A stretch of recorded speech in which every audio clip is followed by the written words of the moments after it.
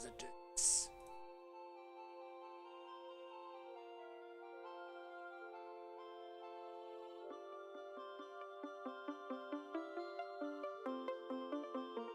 We have an email, by the way.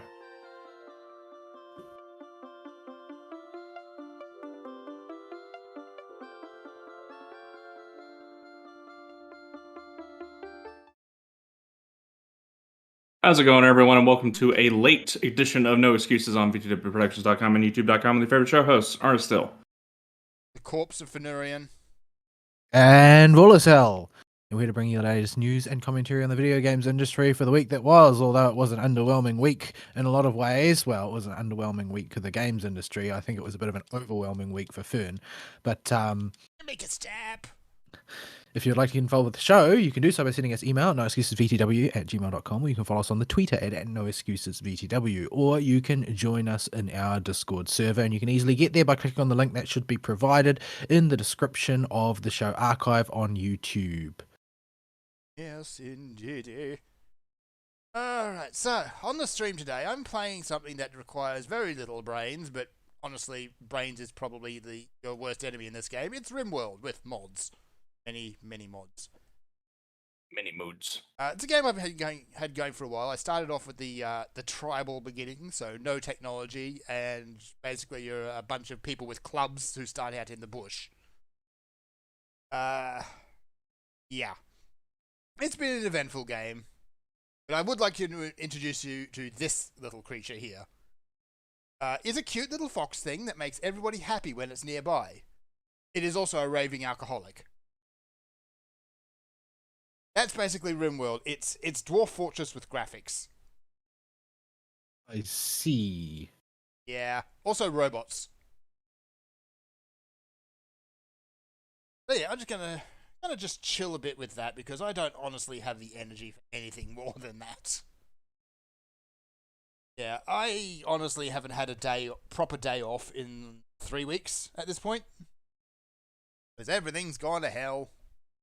Yeah, that's the thing about family businesses. Labour regulations don't apply. Yeah. Well, my folks are actually over in Townsville at the moment sorting out a rental property, which we had the worst remnants tenants. of the rental property. They absolutely destroyed the place. So, yeah, they've been trying to sort that out. And then, naturally, of course, there was one case of the coof in Townsville, so everyone went lockdown. I saw that, and I was like, you can't be serious, really? Yeah, they are. It's one case, and the borders slam shut. There's restrictions, there's full lockdown, there's screaming, there's crying. And you have a knock-on effect of triggering screaming and crying over here as well every time you close your borders. Yeah, It's because really as soon as that happened, the Tasman closed. I think everyone's just really well and truly sick of it all. This whole thing has been such a non-event. An absolute farce is what it's been. Yes. Yes, it has. It's been extremely frustrating for me to watch as somebody who has the expertise to understand all of the crap that they're talking about and the way that they're misconstruing it and using deceptive practices in order to basically make the data say whatever they want. Yeah. Basically doing the thing that politicians have been doing since there have been politicians. Except they're not politicians. They are, quote, experts, unquote. So they're even less accountable than politicians. Yes. That's right. So yeah, that's been a whole lot of fun. So yeah, basically been running everything on my 3 weeks, or 2.5 weeks. Wait, so you're handling dispatch from the car? We always do that. We're a small town. That's the I default. guess I don't have any good concept of how big your town is, because it's clearly big enough to require a taxi. Yeah, about 3,000 people. Give or Okay, so that's about the size of my hometown, which absolutely didn't have any taxis. 3,000 rather lazy people. So yeah, it's got a big demand. It's also very spread out. So yeah, you can walk everywhere quite comfortably, or you could fork over a little bit of money and not walk. So yeah, that's that. Hopefully things get back to normal next week, just in time for Drunk Cowboy season. Why they insist on doing this, I don't know. I guess people like rodeos, but maybe I'm just an entirely the wrong end of things. Or do they like the rodeo part or the drinking part? Oh, the drinking part. The rodeo thing can go hang. Right, so it's not really about the rodeo. It's not really about the rodeo, no, because the how rodeo do you know? is smelly It's- and As much as they talk about, or as much as they drink in your town after the rodeos, how do they even remember what rodeo is after like an hour at the pub? exactly. So maybe they go there with the purest of intentions of just having a good rodeo time, and then they just go to the pub. No, they go in there with possibly the purest of vodka, and that's about it. Do your cars have like signs up telling people how much it will cost if they throw up in the back? Because the taxis in my city do. We don't, but again, exempt zone, so we don't have to have those signs. But Do you still charge them for it? Oh, hell yeah. It's the same price Oh, good. as the city ones. We just don't have to have the signs up. Oh, so you have a $100 fine for vomiting in the back of your taxi? Last I looked, I think the cap is about 140, yeah. Dang. Well, they should better not throw up then. Don't throw up in the cab. Don't be that degenerate. I know nothing about public transportation. I've had my own car since I was 16. Although How I do don't you mind even using get rid public of the transport. smell afterwards? Very strong cleaners. You could just replace all the seats, I guess. The seats for a car are surprisingly cheap. There's actually a set of seat covers you can get. The brand is Black Duck usually. They make extremely high quality seat covers, and they are fluid proof. I see. I would say waterproof, but it's very rarely water you need to worry about. Is there any type of felter carpet anywhere in your taxis? Unfortunately, yes, but it's all under rubber matting. Okay, good. So, yeah. Yesterday I had to clean up what could only be described as arse juice, so, yeah. This is my glamorous life. Oh, that's okay. I have to clean up what's worse than ass juice by going down into pits and fixing it, so Yeah. I can understand. You tend to have its fermented poop, among other things. The other stuff is the scarier stuff. At least you know what the poop is. Oh, and I it's didn't know easy what to this put. was last night. Like, there was poop in there, but there was other stuff. Some of it was possibly blood, but I don't know what the rest of it was. This is getting disgusting. Let's talk about something else. Man, you should see some of the stuff people flush down their toilets. The gerbil. I've seen dead pets down there, yes. Yes. People flush a lot of stuff down toilets that they really should not. We've had bones clog the drains before, and that's why, and tear up impellers. Please don't say they were human bones. They're too small to be human bones, unless it was know. I guess, a really weird-looking Darf, maybe. I don't know, there are some small bones in the human body. Well, I mean, with the sheer quantity of fried chicken that gets consumed in your city. Do not throw your KFC bones down the toilet. Please don't do that. Do not Actually, do that. Actually, if you want to, please do that, because I'll have to sell them a new pump. Hey, there you go. Yeah, but they won't want the freight charges. No, and there's a restocking fee, so it's not as big of a profit, but I'll take it. Yeah, it's work, it's money. But at least that's all poop, and that is in the place that poop should be. Yes, and it's easy to put out of your mind if you train yourself not to think about it. Yeah. It's the other weird chemicals and fluids that are floating around mixed in there that is a lot harder. Yes, like there's things in my job you don't want to see and you don't want to think about. And I'm not going to think about them because I don't want to. So, yeah, let's talk about something a bit happier. Unfortunately, I don't have a whole lot of happy this week. I have done a little bit of Idja. RimWorld's been kind of on in the background while I've been doing it, doing work, so it's, been sitting for hours unsupervised. And a good wad of Monster Hunter Stories 2, which we'll talk about later. I have been playing through the first one again, but we'll talk about that along with it. But so you're playing both at the same time? At the moment, yeah, I actually started the first one a couple of weeks ago and just been chipping away at it. Although, because it's on the 3DS, inevitably it means playing it in bed, so yeah, the last few days it's try to play maybe half an hour before going to sleep, but as soon as my head hits the pillow, it's just gone, out, finished. Amazing how I have not had trouble sleeping practically ever since adulting started. This is called exhaustion. It is not good. Yeah, I've actually noticed that myself. I used to take a long time to get to sleep. Mm-hmm. I don't anymore Yeah. at all. I just Yeah. my head touches the pillow and I pass out. Although I have I started used- hitting that point in this run where you're so exhausted you just can't sleep. It's a very strange thing, but you kind of get overtired. I have that if I haven't been mentally exhausted for the day, but if I'm physically exhausted from having to run all over the place or run around job sites, I get home, I want to die, but I can't because my brain's still working. Yeah, so you end up with like your body's completely out of it, but your brain says, "I wonder what would happen if spiders had wings." And my brain goes, "You need to They go check would that rule the email." world. They would rule the world, exactly. Yeah. It's usually more, you need to go check that email and see if you can go make more money. No, You really don't want to check that email because No, you you know don't. it won't be getting you more money. like that's It a will give you responsible another thing for the job. brain to throw up, but I never have that. It's always something stupid. Like, remember that time in the 3rd grade? Just any Well, so you random just you thing. get to relive every embarrassing event in your life to date. Yeah, like that time you tripped on the crack in the pavement and landed on your face. Remember that? Yeah. Stupid brain. If I cataloged all the stupid stuff I said in my life in my head and went over it every night, I wouldn't be able to live with myself. Yeah, I know. I don't I think just- any of I us just- could.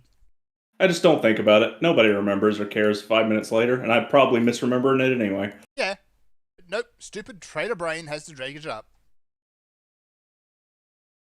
Anyway, so my week has basically been nothing but working. Plus a little bit of Monster Hunter. I tried to... Actually got my Wavebird up and working again, too. Yay! No, not yay. I remember why I stopped using it now.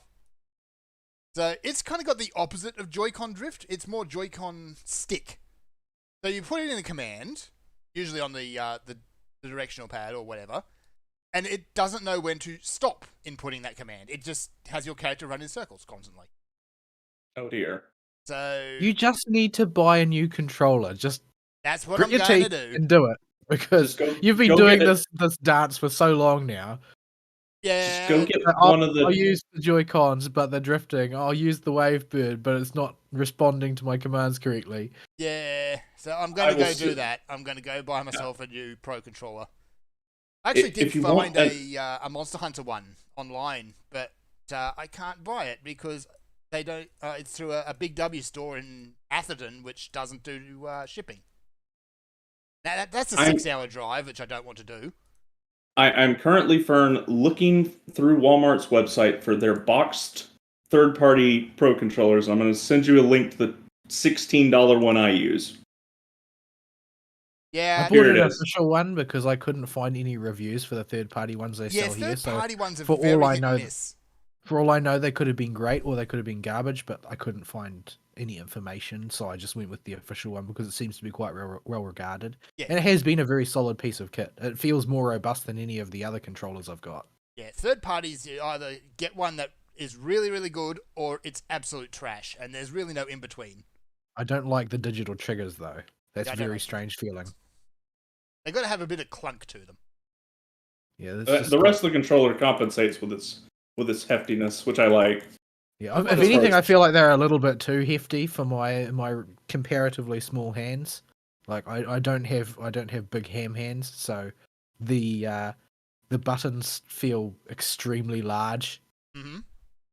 But that's not necessarily a bad thing because it means that if I'm reaching out to grab the controller and hit a button on it from somewhere, like because I don't want my console to go to sleep, then I can usually find it and hit the buttons. Yeah. So the good thing about, at least with the Switch controllers, is the third-party ones are about half the price. Right, of $15 to $60. Yeah, there's a much more variance, whereas for a Pro controller, it's like 110, 120 for a limited edition. Yeah. It's money. Are there accelerometers inside these things? Yes.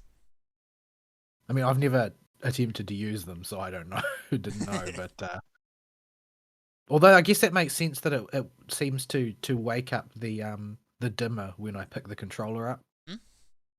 Yeah, there's So a it must few be getting games it. that use them, but not very much. The Skyward Sword remake actually will lean on them heavily if you turn that feature on. So you can actually have it work in waggle mode. Having flashbacks to when Smash Bros first came out for the Switch. I had my family, so my cousin, my sister, and my other cousin. We were all playing at the same house, and my sister left with her Pro controller and she had hooked it up to my Switch, and then she came back like 2 days later from whatever she was doing, and the stick or a button got bumped while it was in her bag when she was walking towards the house, and it connected to my Switch a whole floor and a half away from her. That's And she started. Yeah, so I was really impressed with the controller, but I was less impressed with whatever I was doing being hijacked with my character running in the wrong direction and doing weird things randomly. Oh, jeez. So yeah, So that's at least with all this extra work, that's kind of the top of my shopping list once it's over. Going to be a new controller.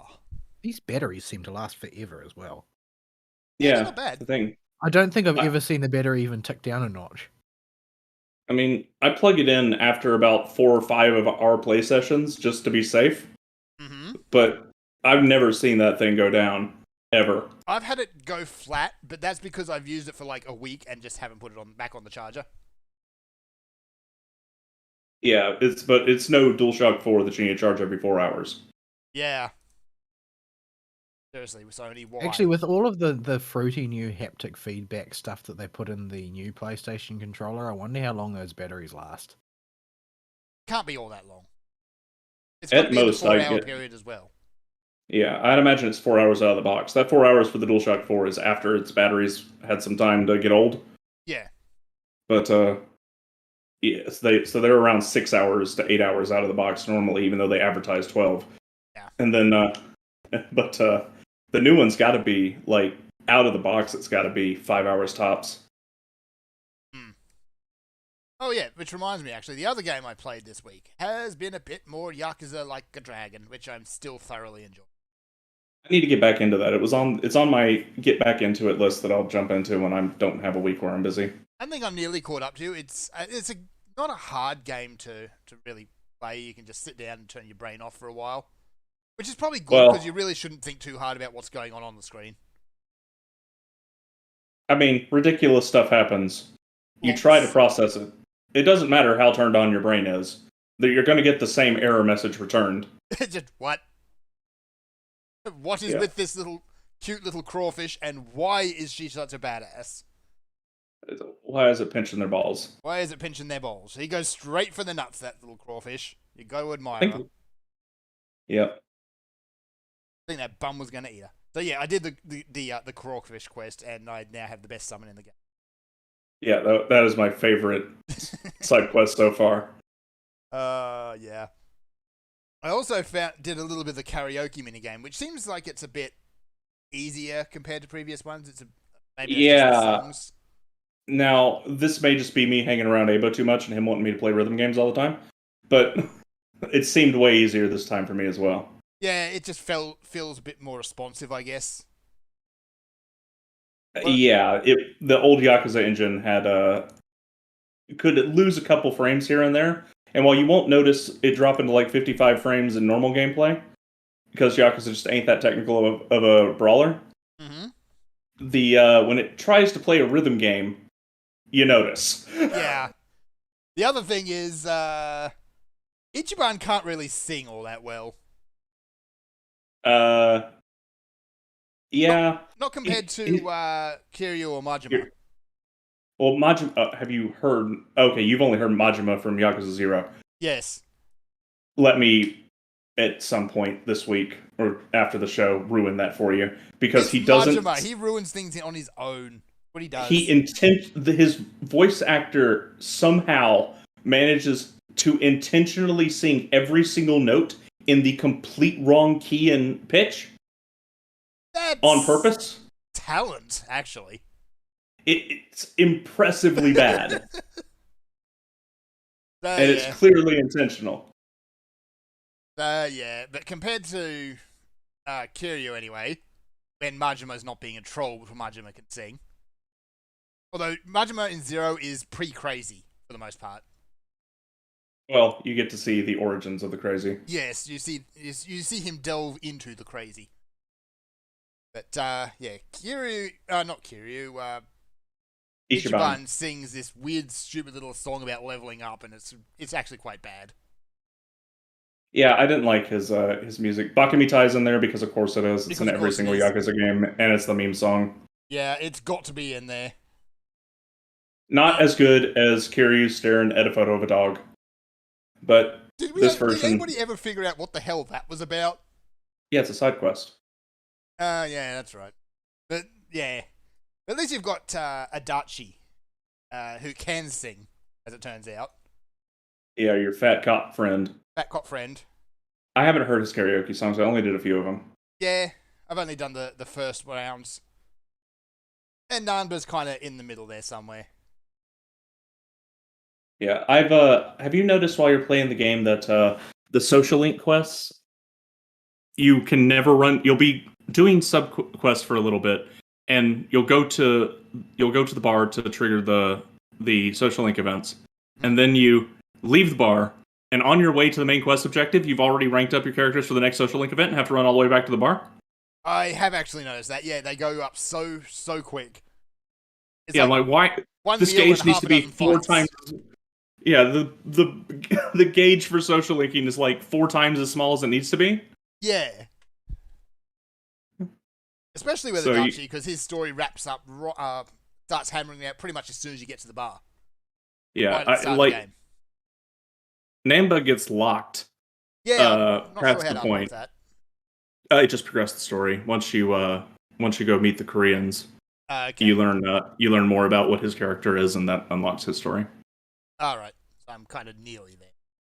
Yeah, dealing with the Chinese mafia or whatever they want to call themselves at the moment. Yeah, you go after you do their dungeon. You go mess with the Koreans.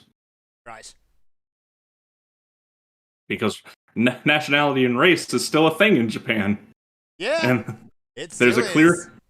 Their fake Sotenbori is divided between the Koreans, the Chinese, and the Japanese. Yeah, and they all hate each other. And their respective gangs. Yeah. I am actually expecting that really awful Chinese mobster to become a summon at some point, though. I forget his name. He's so low tier, and he's basically just awful. Yeah, recurring bitch boy. Yeah, him. So yeah, it's even the main story is a bit lighter than the regular Yakuza games, but the silliness is well and truly still there. I don't know about that. It seems like it wants to go to pretty dark places. Yeah, it seems like it wants to go there, but it just kind of doesn't. Well, it does. At least not yet. I mean, your father figure shoots you in the first chapter, my dude. Yeah. You got better. Yeah, because a homeless bum fished you out of the river and patched you up in a trash heap. By pure chance, he just happened to be a qualified nurse. Like a backstory like that is probably like pure gold for a tuning like the main character in that game. Yeah. Have you got the Bat of Destiny yet and unlocked his hero class? Oh yeah, you get that right at the start. It was the Bat of Destiny. Okay. But, so you. I just love his description for the hero class. Yeah, you go back there for the rest of the game, and there's just this perfectly round hole in the ground for the entire game. It's just so. I've actually had it upgraded. I like the workshop chick. She's actually a lot of fun. Yeah, our resident weaponsmith is pretty awesome. Unfortunately, she wants materials that are quite ridiculous to go farm for optimization that just ain't needed. Yeah. Especially when the love shop sells you a weapon that stuns enemies. Yeah, that actually annoyed me a lot. Like, this is a good 2 hours, 3 hours of gameplay after you've bought the weapon at the love shop. You unlock the workshop to go and upgrade the Bat of Destiny, and you do that. I even upgraded it a second time, and it's still nowhere near as good as the giant massager. Massager, we'll call it. Yes, we will call it Massager because that is YouTube friendly. YouTube friendly. Yes. But yes, it's just all the weapons from that shop are just so much better than anything you can upgrade at the start of the game. I'm at chapter like 7 or 8 or 9 or something, and I still haven't replaced them. Yeesh. Yeah, that And there's- paralysis on all of them is just too good to turn down. Like, oh yeah, just whenever you do any physical damage with this weapon equipped to this character, just have a chance for the enemy to lose their turn at like 80% or something when their turn comes around. Oh yeah, Yes. I'll take it. That seems fair and balanced. And oh, by the way, the price on it's way cheaper than anything else you can get at the time. Yeah. So you can just go and buy, and then you're set for a long, long time. Yeah. And you're going to want to, because holy crap, the grinding gets tedious. Yeah, I've already started to notice a little bit of that. But yeah, good fun game. Definitely worth a look. And I'm going to leave my week there because that's about all there is to it. So, Vol, what have you been doing? Not a lot. It's been a rough week at work, but it usually is. There's not really anything strange about that at this point. And it's been worse. So it's probably would be churlish of me to complain too much. But at any rate, I haven't really had all that much to do, I suppose, because FGO's on a beat week, more or less. Well, it's the anniversary week, we'll say. So that means GSSR, a bunch of banners of dubious value, a bunch of memorial quests, and cheap grind quests, I guess. So for a lot of people who had either, been slacking around or had stepped away from the game or just had a lot of stuff that needed to be leveled up, it was sort of a bonanza situation. But I just didn't really have the energy for it because I already have like 300 million QP in the bank, and I am not fortunate enough on the gacha to have lots of servants to upgrade, so that's not really an issue for me either. Which is not, I mean, I wish I had that issue, that would be great, but I don't. So there you have it. And of course, the 7 new servants and the 1-star and 2-star rarities that add a little bit of flavor to the game.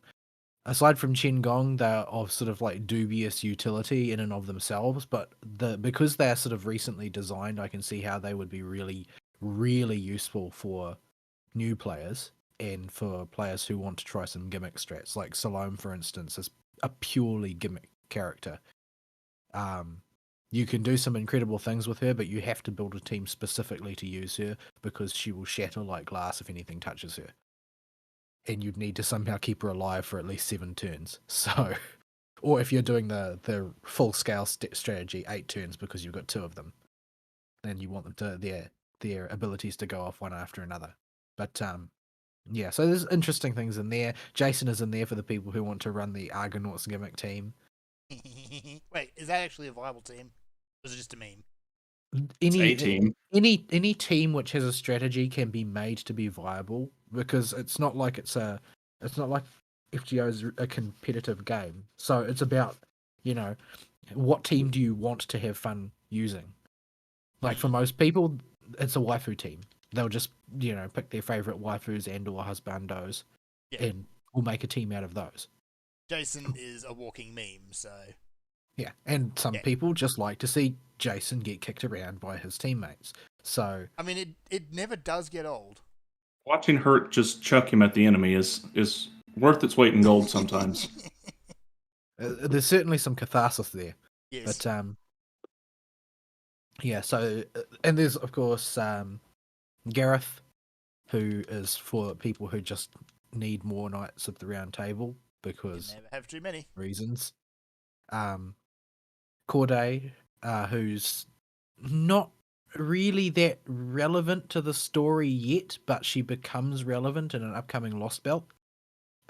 So she's sort of a story character compared to the others. Bartholomew, for people who love pirates, and of course he featured in the recent story event with the filming of the movie. Who did I miss? Paris. Oh yes, Paris for people who want dudes who look like ladies or whatever, because that's what they're into. The trap Shotacons out there. They Yeah. had Chevalier take center stage for a bit. No, Paris is a little kid. Okay. He is dressed very effeminately. Right. And is very effeminate generally. Yeah, and he has Apollo with him. Yeah, so there are not one but two sheep-themed characters in FGO now.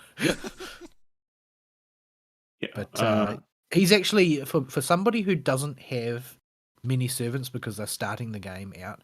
Paris is actually really powerful when used correctly. You can get a lot of mileage out of him. He actually pairs extremely well with Kirihime because Kirihime, as part of her stalking skill, forces buffs on the enemy. So you can use Kirihime's stalking skill and then use Paris's buff removal, which massively increases his damage if he successfully removes a buff. Yeah. So there's lots of little synergies in the game like that that have been introduced by these characters. And of course there's Chen Gong, who's basically Shenanigans the character. Yeah, he's a lot like a better version of Arash from what I understand with him. It's not that he's a better version of Arash. Arash still has his place because if you've got a K-scope or a max limit break imaginary number, Runs in, screams, and explodes. Yeah, you can still just blow up the front rank. So there's still value to Arash, but Chen Gong allows you to do it to other people. So because he's also got a multi-hit arts Noble Phantasm, you can turn this into looping shenanigans as well, and basically set up a system where you're constantly bringing in supports, having them buff the party up, and then using Chen Gong to shoot them into space for damage, and then bringing in a new support who will then buff the party, and Chen Gong will then shoot into space. Repeat ad nauseum. Yeah, it's I've seen a lot of Catapult Turtle memes. It's a Yu-Gi-Oh card that lets you sacrifice a monster on your side of the field to do damage to the enemy. And of course, amongst strategists in FGO, he's got the most sort of malevolent character. Although it's in sort of a trollish way, because he's the strategist for Lu Bu, and one of the few people Lu Bu didn't betray. I don't think Lu Bu ever betrayed Chen Gong. I don't know. He betrays so many people, though. It's hard to keep track. Yeah, that was the other thing he was famous for. Yes. He was famous for two things: being the greatest warrior of the Three Kingdoms era and betraying everybody. I mean, didn't he betray his own wife? I believe so. You sure he did? I don't think that there were many people he didn't betray. Like he just didn't. He didn't really have a concept of loyalty. Like, just didn't see any value in it. And I think that's sort of like one of the sort of like one of the flip sides of the World of Cardboard concept, I suppose. It's where you can end up if you don't have a strong moral compass, is that you become like Lu Bu. Yeah. Because he was more powerful than everyone around him. He was an incredibly imposing figure, and he was legendary in combat, both historically and in popular myth. So his moral compass was completely broken. So yeah, basically he didn't have loyalty to anybody because he knew he could overpower basically anyone. This wasn't there wasn't a situation that you have now where power is cultivated in so many other ways than martial. Yes. Back in medieval China. But at that point it was like, oh, he can do whatever he wants, who's going to stop him? Yeah, most of those people, the bulk of them by numbers, people who acquire that level of personal power with that deficit of moral scruples, they usually end up getting poisoned. And that in fact that is how what's his name? The assassin guy. Well, he's not an assassin, he's a lancer who then is an assassin later. Li Shuin? Yeah, Li Shuin died in that exact way because he made so many enemies due to the number of people he killed. Although he didn't, from what I understand, he was not really the sort of person who went out of his way to kill people. He just was very rough with them. because they would challenge him to fights. But he treated every fight like a life or death struggle, and would kill them. And people still kept challenging him, knowing this. So I mean, You'd think people would learn after a little while. yeah, it's sort of hard to heap 100% of the blame on him when everybody knew what they were getting into. Yeah, because after a certain point, well, it's just no. This is entirely on you, dude.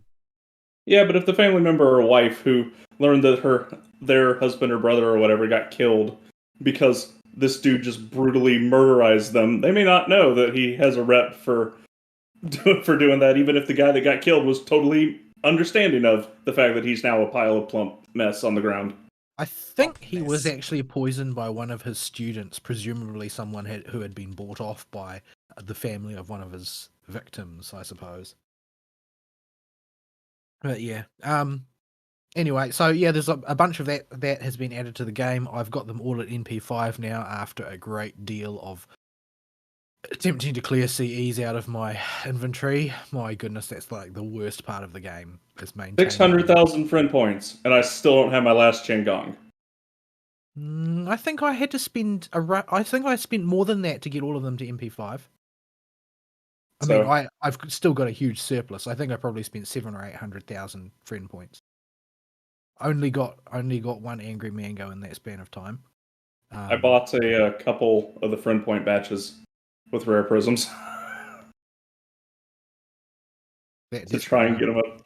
Well, not so much for them, more because I want to get my case scope to level 100, and this is the best time to stuff your EXP into a bomb. I guess I don't even care, because I've got such a large amount of friend points that the amount of time taken to spin the gacha is actually the issue there. Like, I need to sit down and make a project of it, because I just generate infinite amounts of these things. So, because I still have 3 million friend points in reserve that I haven't spent. I have 20. You have 20. Yeah, I spent nearly 1 million on this event, and I still have 3 million. So I don't know where I got it all. Presumably I got it from lotteries or something. Probably a combination of lotteries and just not spurging out on the friend point banner.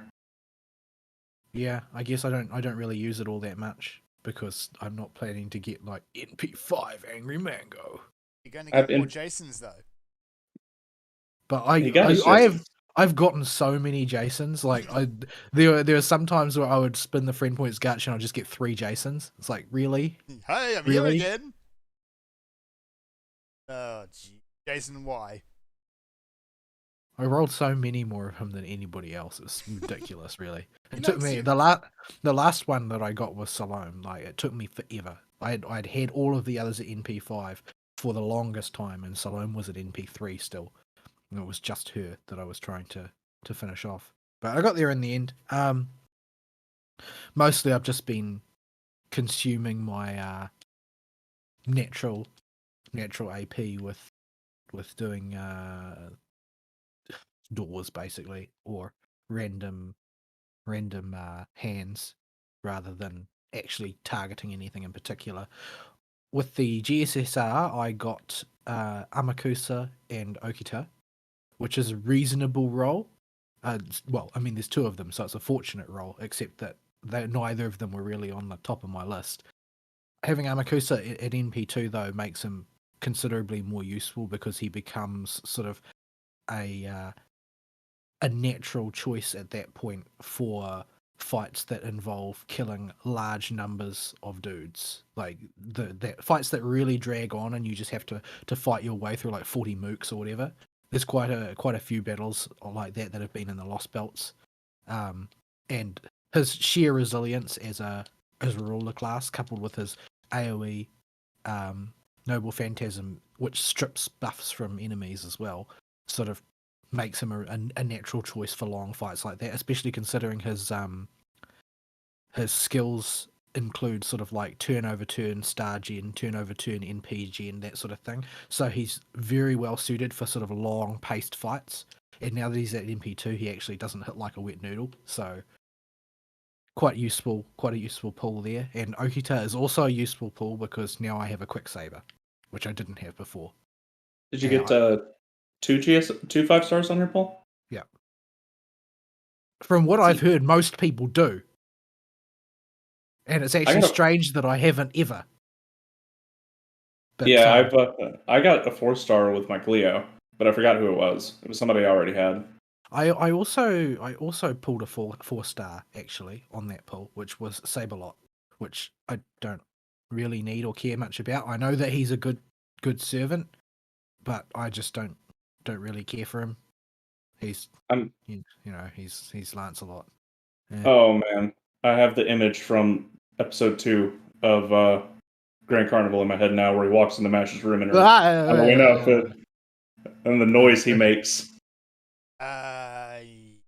You go want to know? There's a famous outfit worn by MASH in the first Halloween, I think, called Dangerous Beast, which is an incredibly lewd outfit. Oh, MASH. And Lancelot wears it in Grand Carnival. Oh no! Trying to connect with his daughter, you know. Oh no! He's not merely a deadbeat dad. He's an incredibly incompetent deadbeat dad. Incidentally, find the scene for you during the break. Speaking of deadbeats, Bartholomew, have we actually got a pirate who is not a complete creep now? No, he's a creep as well. Damn it! He has a particular niche though. So he's not really. He's a perfectly normal, gentlemanly man to everybody who doesn't fall into his niche. Oh dear. And he's a creeper to people who do. Unfortunately, one of the people in his niche is MASH. Of course she is. Because his thing is Cyclops girls. Oh, because she wears the visor at level 3, doesn't she? No, it's because it's girls who have hair that covers one of their eyes. Right. That's his thing. And he completely loses his head over it. I suppose it's a step up from Blackbeard. Like, Blackbeard just disgusts people universally. Blackbeard is a bro. But he needs to be in jail. If you play the summer event that's being rerun this year, the Luluhawa event, you'll see that he's basically just a total bro. He's got a lot of grander makeup after being such a creep. It's the Brobeard event. I don't like this. Like, he's always helping you out. He's really helpful. He's a good guy. Like, he's just an all round supportive bro throughout the entire event. I posted something to enlighten you about the moment during the break, Fern. I see. It's in live show chat, so the rest of the world can experience Lancelot and Dangerous Beast attire. But yeah, so the anniversary was reasonably successful for me. I threw 20 tickets, I think, at Shitonai's banner because I would love to get a second copy of her, and she's on the story banner, much to my chagrin. The story banner is truly the worst place for a servant. Like, yes. It's really, really frustrating that the story banner even exists. But yeah, so I didn't get Shitonai. I didn't get any 5 stars, but what I did get was 2 additional copies of Valkyrie. So that puts Valkyrie at MP3 and makes her a really serious proposition for Skadi system farming. So yeah, that's good. It seems that under most circumstances she can farm hands effortlessly, except that if they are all sabers, in which case it will fall apart. But I don't really intend to use it for that purpose, though. It's more sort of a go-to for odd compositions of small health things that I just want to brute force as fast as possible, which is more or less what I use Skadi system for anyway. My most common one that I use is MHX-A Skadi, which allows me to kill any boss which has 1 health bar up to, I think, about 1.3 million health in 1 turn. And more than that if it's a saber, because there's bonus damage against sabers because, you know, MHX, their family of servants is very anti-saber, generally speaking. See what she do. Yeah. And also, I can do the same thing for 3 break bar bosses that have say 400k per bar, that sort of thing. So yeah, the Scuddy system is useful to me, despite my lack of a Dante's. It's just not quite as useful as if I'd gone all in for a Dingle Rumpus character, which I just don't care for. I don't like the guy's art. I'm sorry, I just don't. But yeah, so the next event coming up is the repeat of the Luluhawa Summer event, which is a fun event, except that it's I think brutally I still have grindy. PTSD from last time. I'm not sure. Are you going to skip it entirely this time? I don't know. I might. I'm picking up the game because it's a good time to play catch up when I have it, because I play in bursts, so there are long swaths of time where stuff just backs up and I need to get it caught up. But that summer event last time was some reruns. They tweak drop rates and make the event faster. It's hard to say what they'll do. Even if they cut it by half, it's still going to be a slog.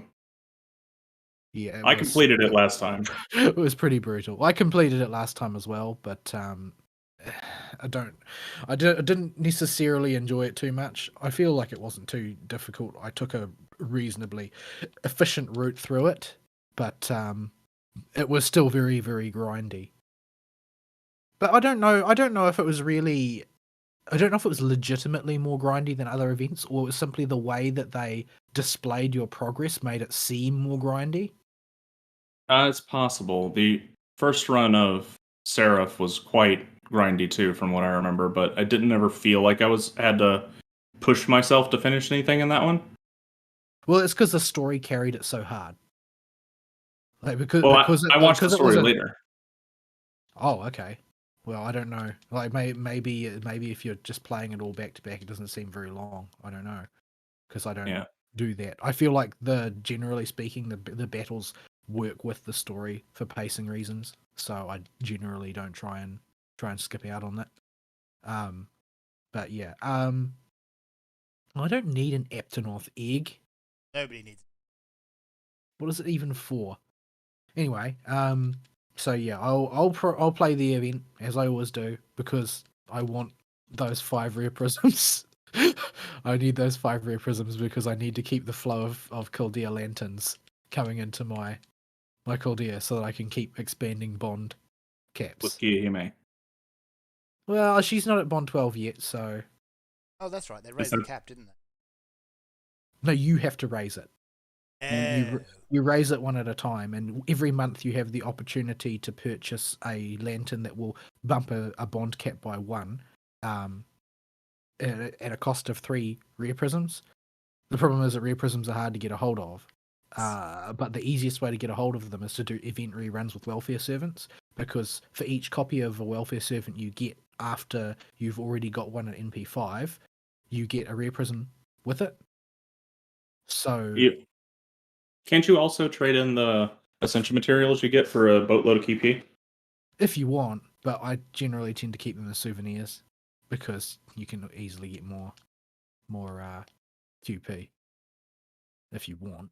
But yeah, so the advantage, of course, to raising those bond levels is largely psychological, because you don't feel like you're wasting the bond as much, which I definitely feel when I've got someone capped. But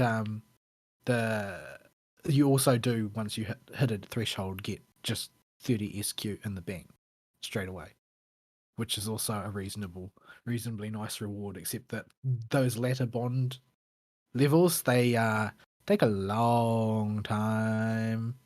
A really long time. So...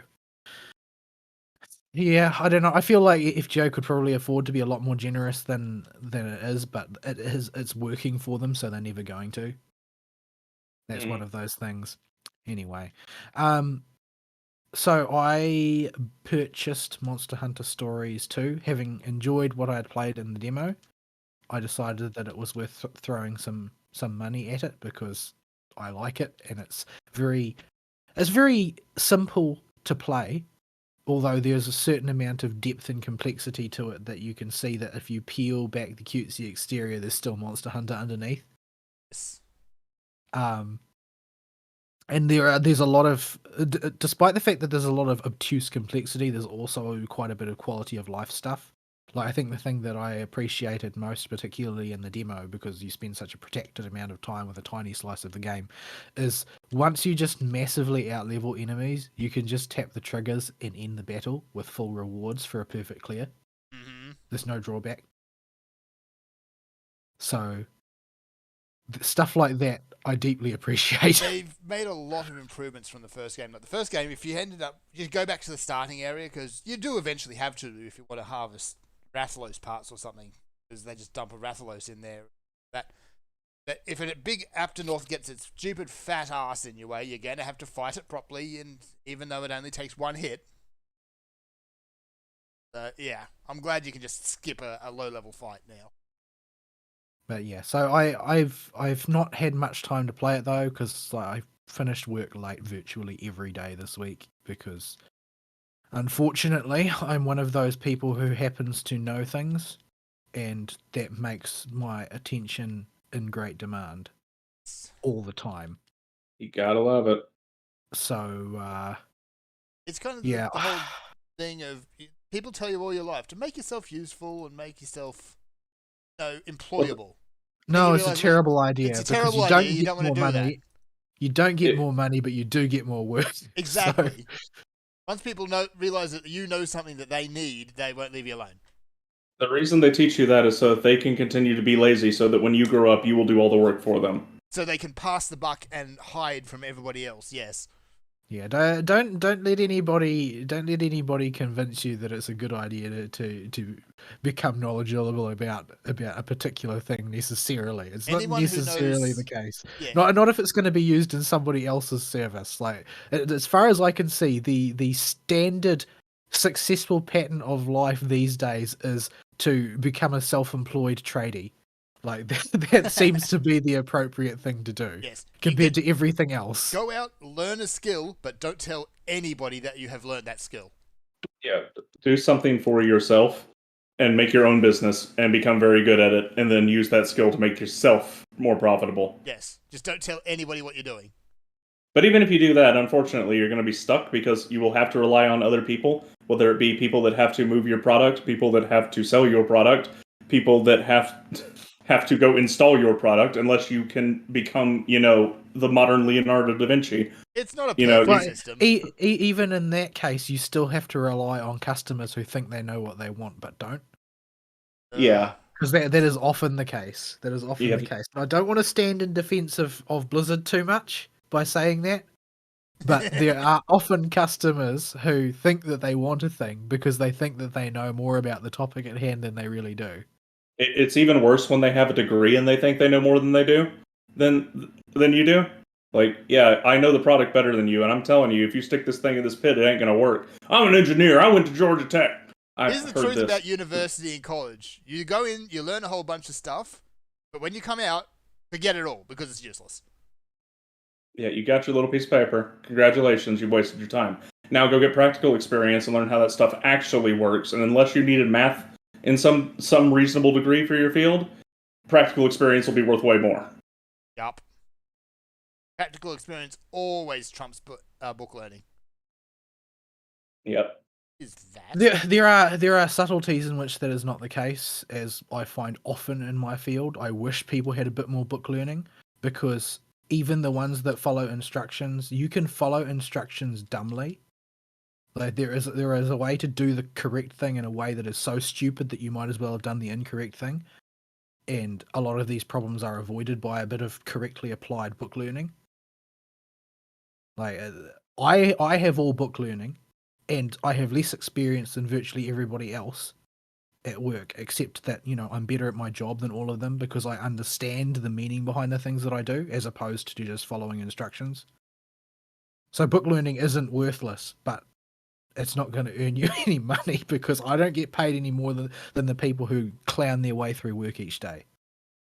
But I do have to clean up after them. So, yeah. And unfortunately, that is what meant that I had very little gaming time this week, because on at least 2 separate occasions, I finished my work an hour early and was ready to go home, except I got serially delayed for 2 hours and ended up leaving an hour late. Joy. This is my life right now. I don't know why. I don't know why. Unfortunately, people just don't seem to be able to, do their own thinking. They need somebody else to be their thinking brain monkey for them. But Brain monkey. That's not even an experience versus book learning skill. That's a lazy versus not lazy thing. Like, they're just lazy people out there that don't want to do no thinking for themselves. Do your thinking, people. at any rate, I have played a little bit. I haven't even played as much as Fern, as completely snowed as Fern has been this week. I still played less than him, but I have enjoyed what I have played. Although I sort of feel a little bit constrained at times because of I want to use lots of monsters, but there are only 5 slots in my party. Or more accurately, there are 6 slots and you can't put anything in one of them. Yeah, because that's rougher. Yeah, it's like, I can see that slot. I could be using that right now. No, it's reserved. Special Rathalos slot. The chicken wing Rathalos. But yeah, I guess I don't really quite follow all of the bits and pieces and the mechanics of the game yet, especially the gene system. Like, if I look at the gene grid on my I keep thinking of them as Pokemon. Yeah, there's a certain element of that. But if I look at the genes on a given Pokemon, I don't really know what to make of them. Like, it's a grid with symbols on it, but much in the way one typically expects of Monster Hunter, nobody really feels terribly inclined to explain to you what any of those symbols mean. Yeah, they never actually explain what the symbols really do.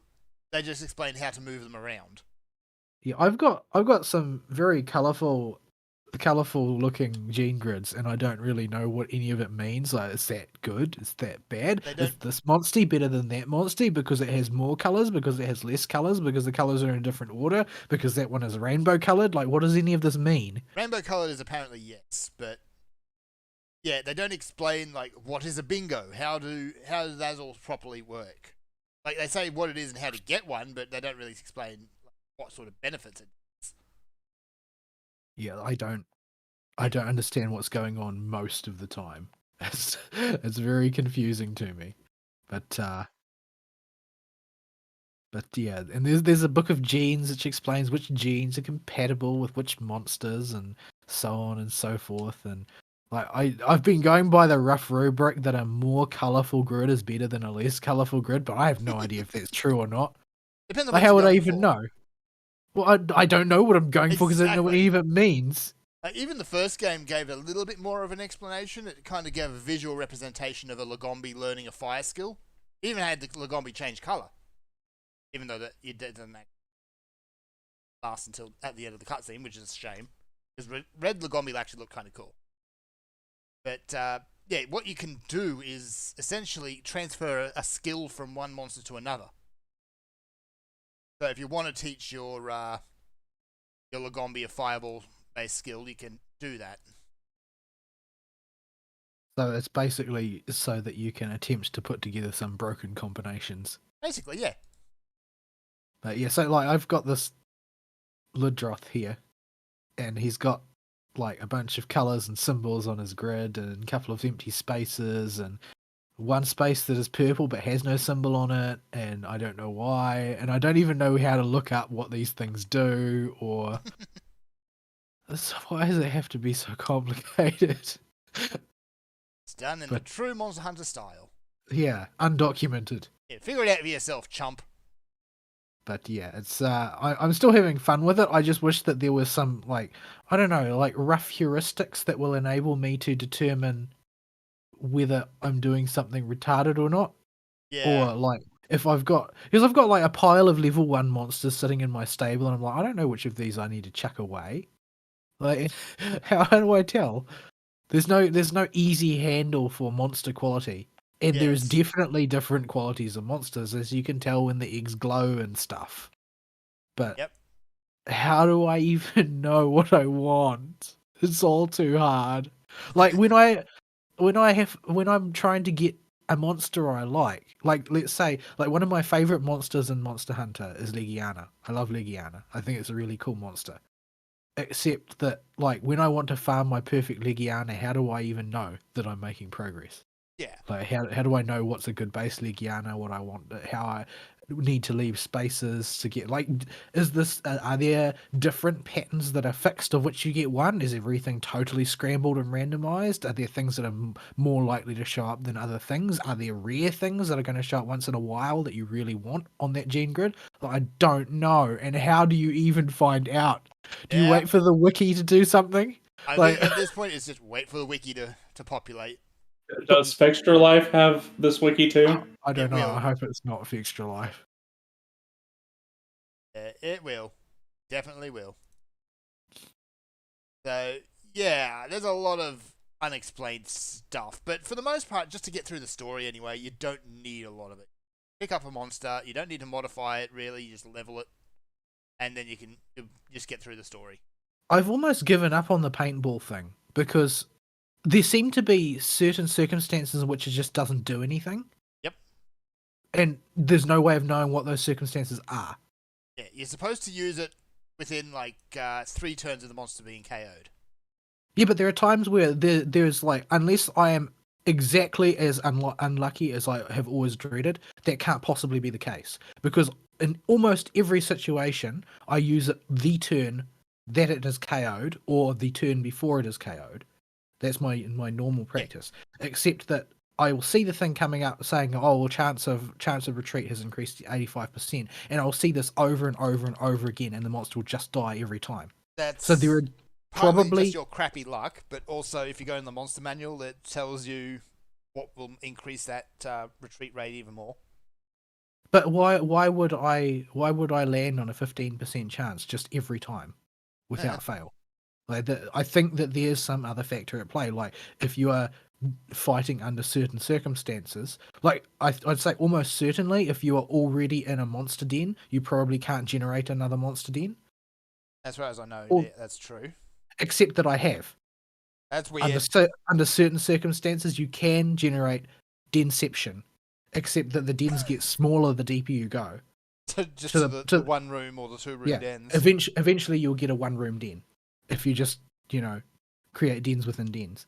So it's not quite that either. So I don't know what's going on. Don't know if anybody on Earth does. Like, Yeah. not sure if the devs even know. So there's a lot of undocumented stuff to find out, which, I mean, in a sense, just increases the depth of the game, and that's the direction that Monster Hunter's always gone. Yeah, like, But, there is method to the madness somewhere. But There's other things yeah. I don't know, like, for instance, what is the point of Laranoths? There isn't Oh. one. What is the point? Why are they there? Can you ride them? It doesn't look like you can. They debuted in 4, and their whole point was for a couple of side quests where you had to give them a kick at exactly the right time in order for them to cough up a specific reward. But the game never actually told you what these were. So there's 2 quests particularly, which is one is gather the specific type of berry, the other is gather a specific type of kelp or something. The only way you can get them, and the game never tells you this, is by kicking the Laranoth either when it's eating out of a tree or when it's drinking out of a stream. And yeah, the game never actually tells you this. But this is one of those things, right? So I see Laranoths standing in the field, and I go up and I fight the Laranoth. Well, I mean, first of all, how am I supposed to know whether or not this monster can be ridden? It doesn't really seem like it can, because I've never seen one retreat before. Yeah, I don't think you can. I haven't seen an egg for one. So they drop meat and Laranoth hides. Well, what are Laranoth hides for? Because there's no Laranoth armor and there's no Laranoth weapons. Like there's so many things that just don't appear to have a use. Like I fought these Azeroses because there's a quest to fight a bunch of Azeroses. So I fought a bunch of Azeroses. That's fine. But now I've got all these Azeros parts that don't appear to be used for anything because the Azeros gear seems to come from the bottle cap cat.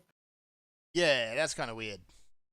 Unless it's like just so you can upgrade this in the event that you want to spend bottle caps at the bottle cap cat to get that suit of armor, and then you need to upgrade it. Maybe then you use Azeros parts, except that seems like a poor use of bottle caps. Yeah, I haven't actually checked the cat to see if it's got. The last one I saw an update with was Catch a Watcher, all things. I don't know what that is. Catcher Watcher is actually one of my favourite monsters. It's kind of a long gangly monkey with huge ears, and it flips its ears over its face when it's enraged, so it kind of ends up wearing Majora's Mask. I Its armor's got this see. really cool Sun Wukong theme too, so I really like that. But you'll enjoy him because he's an absolute pain in the ass to fight in stories because he has all of the skill seal. Great. Enjoy that. Enjoy never using skills again. Yeah, I've sort of been having a bit of difficulty getting to grips with the weapons as well because I feel like they're set up in a kind of a counterintuitive way. I can see the individual strategic value to them. I like the design of them when they're viewed in isolation. They all have a different sort of way you're meant to approach them, but unfortunately, the game doesn't agree. Yeah. The game seems to want you to switch them all the time, basically meaning you can never build towards anything. So it's almost like say for bladed weapons, it's almost like they're just trying to force you into using sword and shield because no monster of consequence is going to let you build up to your charge slash most of the time with the greatsword. So yeah, it's like weird design decisions like that. Maybe this stuff sort of opens up a little bit later on, and you fight more pitched battles where you've got a chance to carry out a longer term strategy. But the hunting horn, I found they've actually eased up a lot on, with coming from the first one. Basically, it's just you bonk them on the head, or you've got a list of skills which are all your songs, and you just play them whenever, which is fine. The first game, it was you had to, in order to use the skills, you had to use an attacks in certain orders. But if you're fighting, say, a tech monster, and your activatable skill needed a speed skill, then when do you use it? You're kind of locked out of using your skill, otherwise you're going to get cheesed. Yeah, and that same thing is sort of like one of the reasons I've pretty much written off the gun lance as just a non-entity. The gun lance you have to win heads-to-heads. It's a cool design in a lot of ways, except not for this game, because you have so little control over what's going on that you simply can't reliably bring about the circumstances where that weapon can even be used. And you know, being one of the weapons, you've got to take into account whether or not it's the appropriate weapon to use to begin with, because there are lots of monsters who are just resistant to particular weapons. Yeah, like if they're resistant to piercing, then you can't use the gun lance really at all. Or they might be resistant on particular body parts, or they might be resistant at particular times, and any one of these situations can compel you to more or less scrap your incredibly arduous process towards your Grand Slam ability. Yes. But there are a few universals, like tails are almost always universally vulnerable to slashing. But the rest of the monster might not be. Well, I mean, that's not broadly applicable, though, for things like heads. Because some heads are weak versus piercing, and some heads are weak versus blunt damage, and so on. So, and you don't necessarily know until you've had a bit of experience which ones of these are going to last for a particularly long amount of time. I found that the hammer is particularly frustrating as weapons go, because it takes just long enough to build up your special abilities that when you can finally use it, usually the part that you are attacking has just broken. Yeah. So then you have to change the same weapon problem again. with the greatsword. Yeah. I've been predominantly using the greatsword simply because I built it up the most in the demo, so my attack power is high enough to just sort of bull through a lot of things. There is one frustrating thing I've actually found with the hunting horn. Very straightforward for the most part, but you've got to read your skill descriptions very carefully, particularly null poison. Because what it says is it makes your party immune to poison. It does not say it cures poison. Which is, I suppose that's irritating because they seem to have gone with an approach of making immunity items also cure the ailment that's already present. In this case, it doesn't happen. So you can be immune to poison while poisoned. Yeah, that doesn't sound ideal. Yeah, You're not making a lot of progress there. It seems like an odd design decision, it but does, I doesn't it? guess they don't. I guess they just don't want the I guess they want the hunting horn to be a strategic decision and not a pocket infinite antidotes. Yeah. Being able So to I blap can out an understand it from antidote that whenever you point of want. view. Yeah, that would basically render the poison mechanic just a chore. Whereas in the case where it gives you immunity, the theory is, oh, I know this monster, so I'm going to make sure that I doot out my immunity before it has a chance to vomit on me. It's 5 turns of immunity, so you can just blap it out at the start of the fight and you're good for most of it. I haven't really used it much because I've been mainly using the bow and the greatsword and grudgingly using a hammer when I have to. But Yeah. I might switch to the hunting horn rather than the hammer because the hammer has just been such a failure of a weapon. It seems like it only really comes into its own when you can reliably apply status effects. Mm-hmm. And at the start of every JRPG, you cannot reliably apply status effects, ever. Hunting horns, later on you'll get ones that like the bone horn at the start just gives you null everything as songs. So you can basically render yourself immune to all status effects. That doesn't last long. Later on you'll get horns that either do a damage blast or they'll give some sort of buff or something like that. And it varies between horns. Enjoy your Healy horn. Don't get too attached to it because it'll probably disappear soon. Yeah, there's certain things that you just don't really want scaling into end game for your design purposes. I am grateful, however, that the weapon crafting in the second game actually tells you the stats of what you're crafting now. The first game did not. Although you do have to go through an obtuse menu to change which weapon you're comparing it with. You do, but at least it's there now. Yeah, it's in there somewhere. But there's still things they can improve, and admittedly, if there wasn't some completely nonsensical jank, it really wouldn't be Monster Hunter. But yeah, it's a very they've done very well with the art style. It's very beautiful to look at, despite the sort of limited poly count and palette. It seems to be the style that just works well with the limited hardware of the Switch. Yep. But yeah, I've been having a good time with it for sure. I do appreciate how they've aged the game up a bit. Like the first game is very kiddie. Yeah, it was too twee. I was not interested in it at all. Like especially when you've got alternate universe Dr. Robotnik running around and whatever the hell Itsy Bits is supposed to be. Yeah, it's like, but the thing is that outside of that sort of twee children's story context, he would have been an absolute monster. He would have been a really horrible individual. Yeah. Like this is an evil person. This is like he's like Joseph Mengele for Monster Hunter. Yeah, except in the first game and even in the anime, they age him up and make him a bit more monstrous in the anime, but he's still rather twee. But he actually talks a lot of sense in the game. He just goes about things in the worst possible way. Let's get the monsters to work for us. And if they're working for us and if we can tame and control them, then they won't be a threat anymore. Well, yeah, that's fine. That's what the riders are basically doing. You're just doing it by slapping robotic parts all over them. It's like, it's just, Aptonoth EX is still a joke. It's just to, like, physically lobotomize a large portion of the ecosystem so that it works the way we think it should work. Yeah. But, yeah, he's ultimately just... he goes about and just does things either in the evilest way possible or the stupidest way possible. For no reason.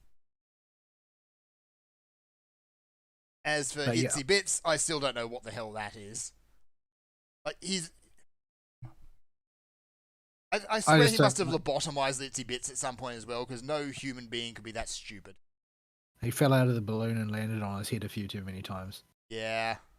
But, yeah, I think that they've sort of hit the right pitch for this, where it's still sort of like a cutesy game, and you can swallow in that context the conceit of, you know, raising and riding around on monsters that from conventional monster, you know, are horrifying slavering beasts most of the time. Yeah. But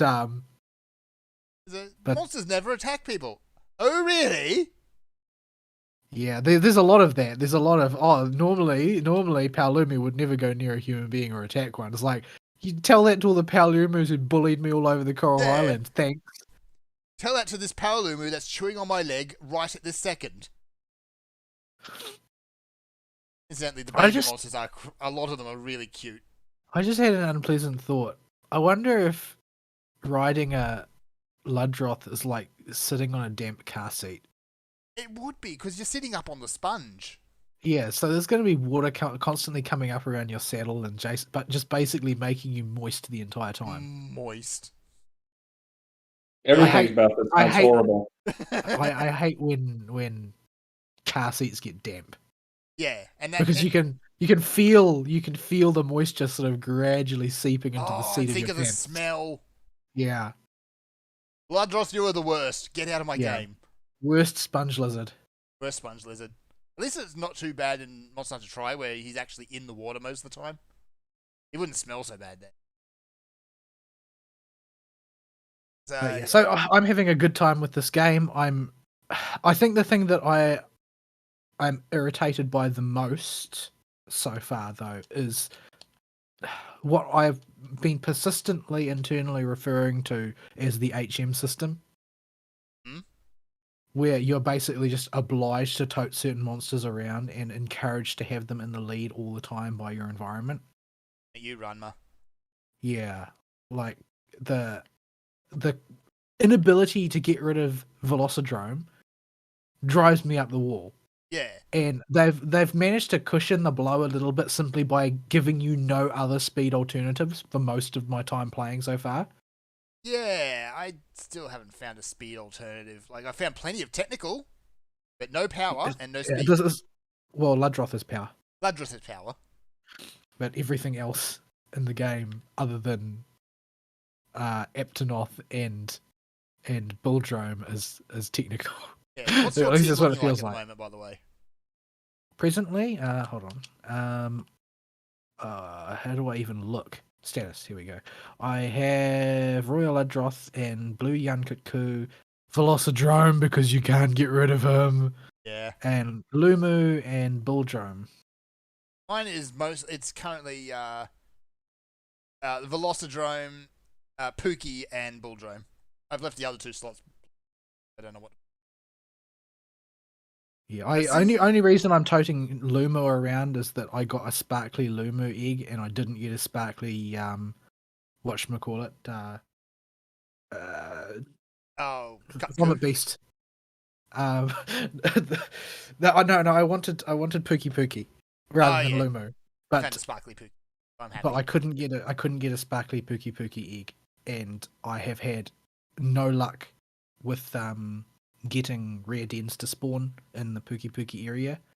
So, yeah, because it seemed I've never ever seen a rare den spawn from pursuing a monster, and the rare dens seem to have a way higher chance of sparkly eggs. Yeah. So, yeah, thankfully you can see them from a mile away when they spawn on the map, because it's like a Corvo Taroth has just moved in or something. Basically, it's Corvo Taroth poop. I got Pookie, and Pookie is an absolute bro. Yeah, I wish I'd gotten a Pookie. I didn't get a Pookie. I do love his chibi overhaul too. It's just so cute. Is Tsuyaku in the game? Yes. Tsuyaku is the best monster. I'm pretty sure Tsuyaku's in the game. I haven't seen him yet though. Yeah, I wonder if he can. They said something in the tutorial fight against Lumu about being able to use flash bombs to pull down flying monsters in this game as well. I didn't try it out, but I wonder if Lumu's the first one who really does it. But if he's actually off the ground, you hit him with a flash bomb, he'll be knocked down. Remember your sonic bombs when fighting Joe? Not Joe. Diablos. This is the biggest thing I really like over the sequel over the first game. The first game tried to recreate the item pouch from the actual mainline Monster Hunter, which means you'd go into a fight with limited items, and which is fine in Monster Hunter because it means you've got to plan ahead and you're already planning ahead anyway. But this is a JRPG, and it would mean you'd go into a fight against Diablos. You'd only be able to take 2 sonic bombs. Ugh. And And those Diablos fights might loves just to- drag on, and It you can't break does. to go back to camp. And yeah, the way the Diablos works is he tends to spam his dig attack, and that dig attack will one-shot you. If he hits your rider, you're smushed. If he hits your monster, there's a 50% chance you're smushed. That's something that I've also found kind of irritating is the sheer fragility. Like, I know that you can take a lethal blow 3 times because of the heart thing, right? But I feel like there's not really a great way to improve your resilience. Because when it comes to the armor, for instance, you're gated by whichever monsters have appeared in the story so far, so you can't necessarily just upgrade things if you're getting waxed. And the thing that I've had the biggest problem with so far has actually been Great Jaggy, because I would end up in a fight against a mob of Jaggies, and a mob of Jaggies that kept replenishing itself, and they would just all target me, all target my main character every turn. Yeah, and G Because Jaggy hits like a that's truck how on his own. Because that's how my luck works. So they would always like focused on the main character, and then they would use that attack, which has a higher than normal damage but a chance of missing, but it never misses because of course it's being used by the AI, and AIs don't miss. Yes. So I would end up getting hosed by Jaggies, and that's incredibly embarrassing. to have as the single most dangerous threat to the party is getting attacked by Jaggies. This is not fair. I don't like it. I feel like the health pool is necessarily low though, which is the thing that makes me frustrated about being frustrated, is that I can foresee design wise that if the health pool was a little bit higher, the game would be trivial, because you would always have enough buffer space to pull yourself out of several bad decisions. Yep. Whereas the way it currently is, you can't make several bad decisions because that will get you killed. And sometimes the game just says, no, screw you, and will just mercilessly stomp your rider into the ground. Yeah, I've had that happen, and there's nothing you can do about it. And that's also why I pulled Pookie from my party, because that, like, there's like a 20 hit points difference or something, 10 or 20 hit points difference between a sparkly and a non-sparkly monster, and that is the difference between victory and defeat. Yes. So you keeping non-sparkly ones in your party is just kind of a bit of a silly move. You can start to negate that once you get to the gene switching stage. So you find whatever the hit point gene is and you swap that out. Yeah, I don't know if the base stats are just driven by genes or not. Like, when I get a sparkly one, is it better just because of its genes, or does it have natural base values that are higher? As I understand it, that's all on the genes. Okay, so you can rebuild a monster once you have the technology. I see what you did there. Yeah. So if you really like a particular monster, you can rebuild it. I see. But that said, you can't do that to the rider. Your rider is always squish. Yeah, that's why I'm dumping all of the nutriments into the rider, because I need that character who's always going to be there.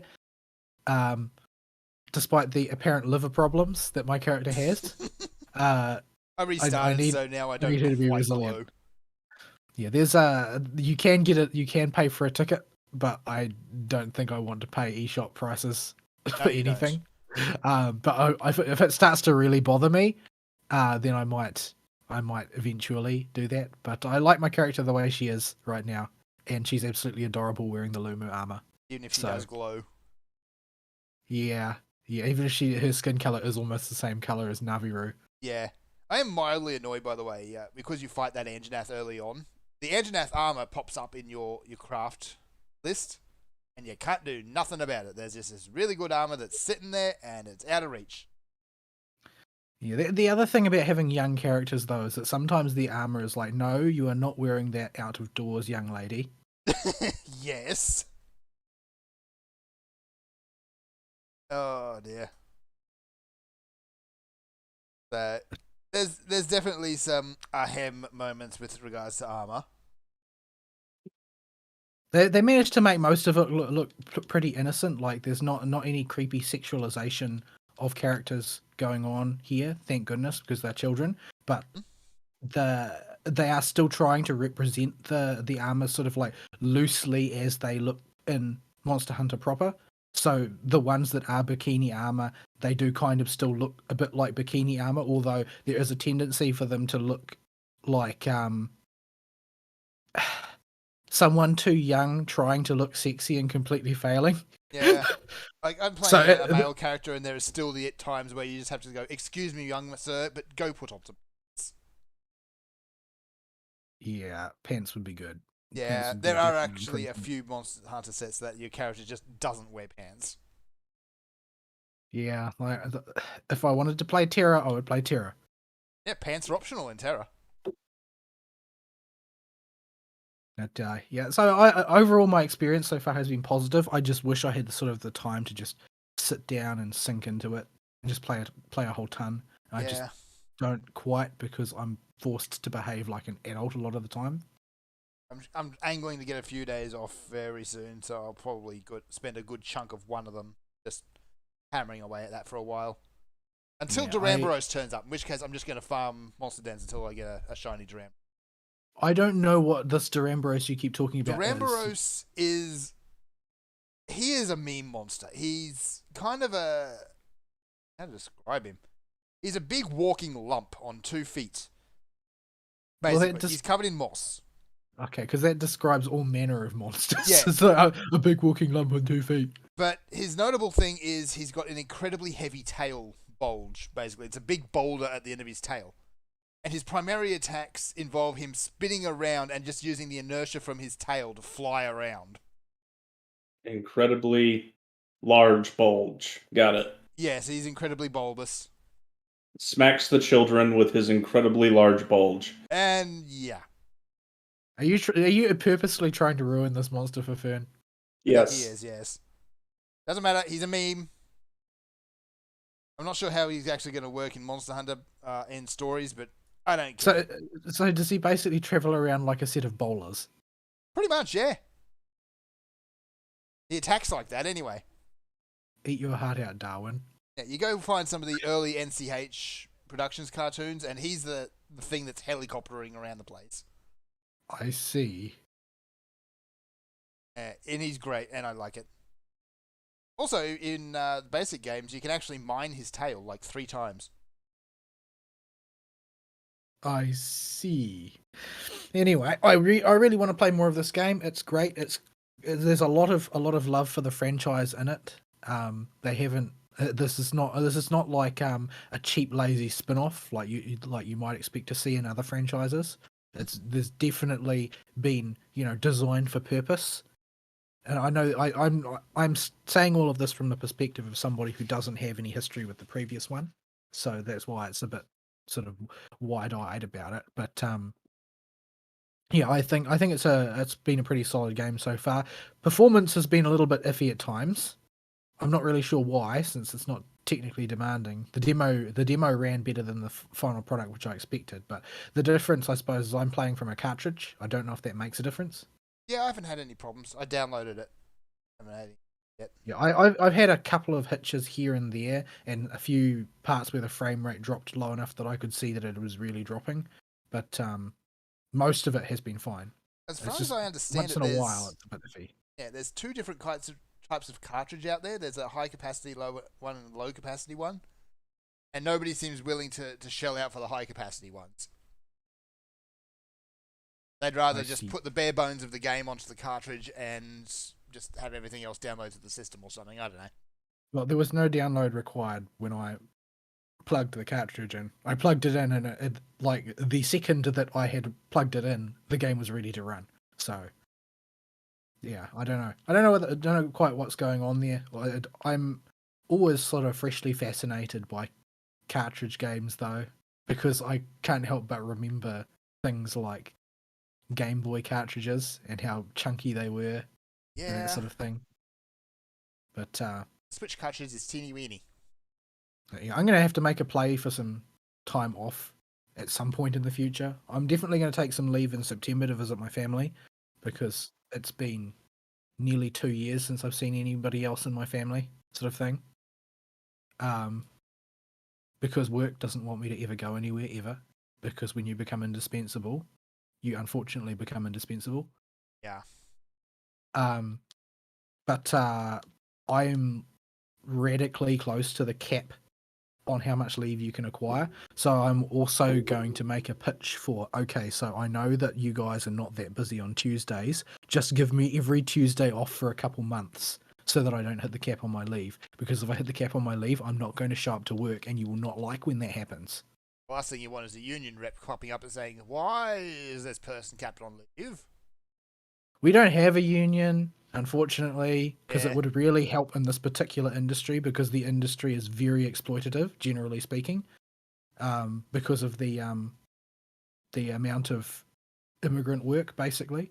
So currently there's a sort of a situation in play where they are basically, they drop wages because they know they can get away with it, because our industry is one of the jumping off points for people trying to get points for their visa and for their permanent residency. And the thing which makes it seem even more exploitative is that they don't actually pay salaries high enough to get all the way there, just to be an attractive enough jumping off point, so they can start sort of like a revolving door, a treadmill of new staff. So everybody is always at that jumping off point, and then they leave. So Right. there's need for more staff. And because those new staff will be new, they won't need to be paid as much. So yeah, it's a pretty rough sort of industry, and it's something that they have evolved towards on their own by all of the different companies serially trying to undercut each other.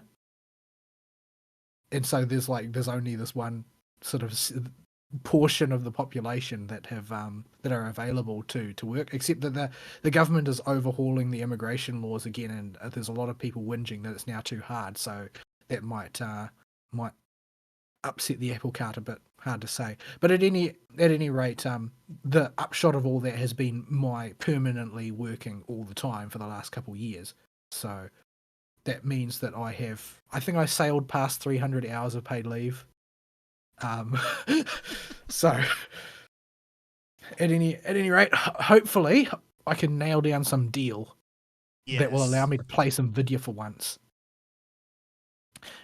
I haven't really watched anything from the new anime season. Well, not much of anything, because usually what happens is I'll open up the list of stuff that is aired over the week, and it's like isekai, isekai, isekai, isekai, isekai, isekai. You know what? I just don't have the spirit to do this, and then I close it. Especially considering most So- isekai are bad.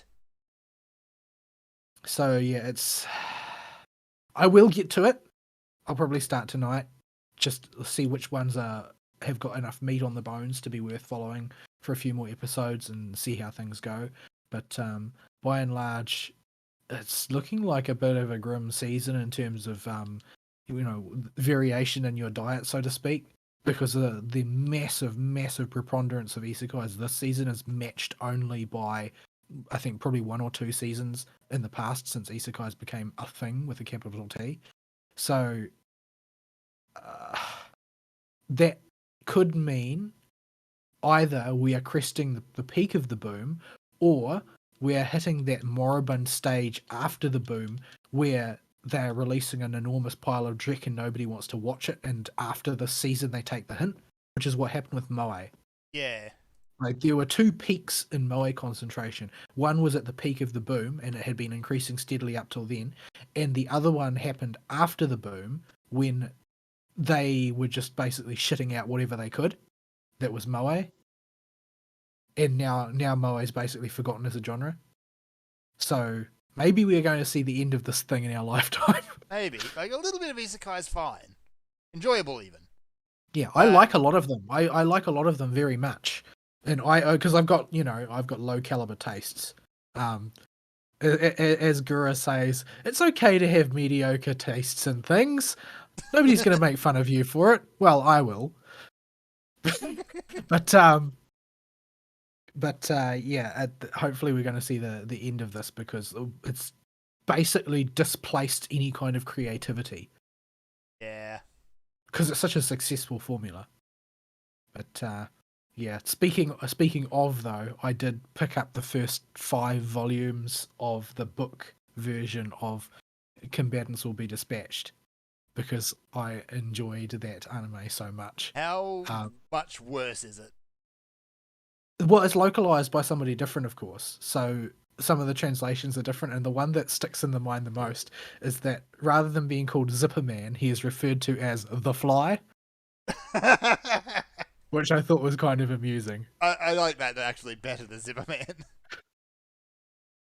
But yeah, I haven't really delved into reading them yet since I've got an enormous backlog of light novels to read. So, although most of them at this point are Konosuba, I think I've got about 4 volumes of Konosuba that need catching up on. So that means that my entire backlog comprises of work by the same author at this point. But yeah. But yeah, at any rate, I'll end my week there because I've rabbited on long enough. All right. Alright, We should do a breaky thing. go. Yes, we should. All right. Here's some music, folks. We'll be right back.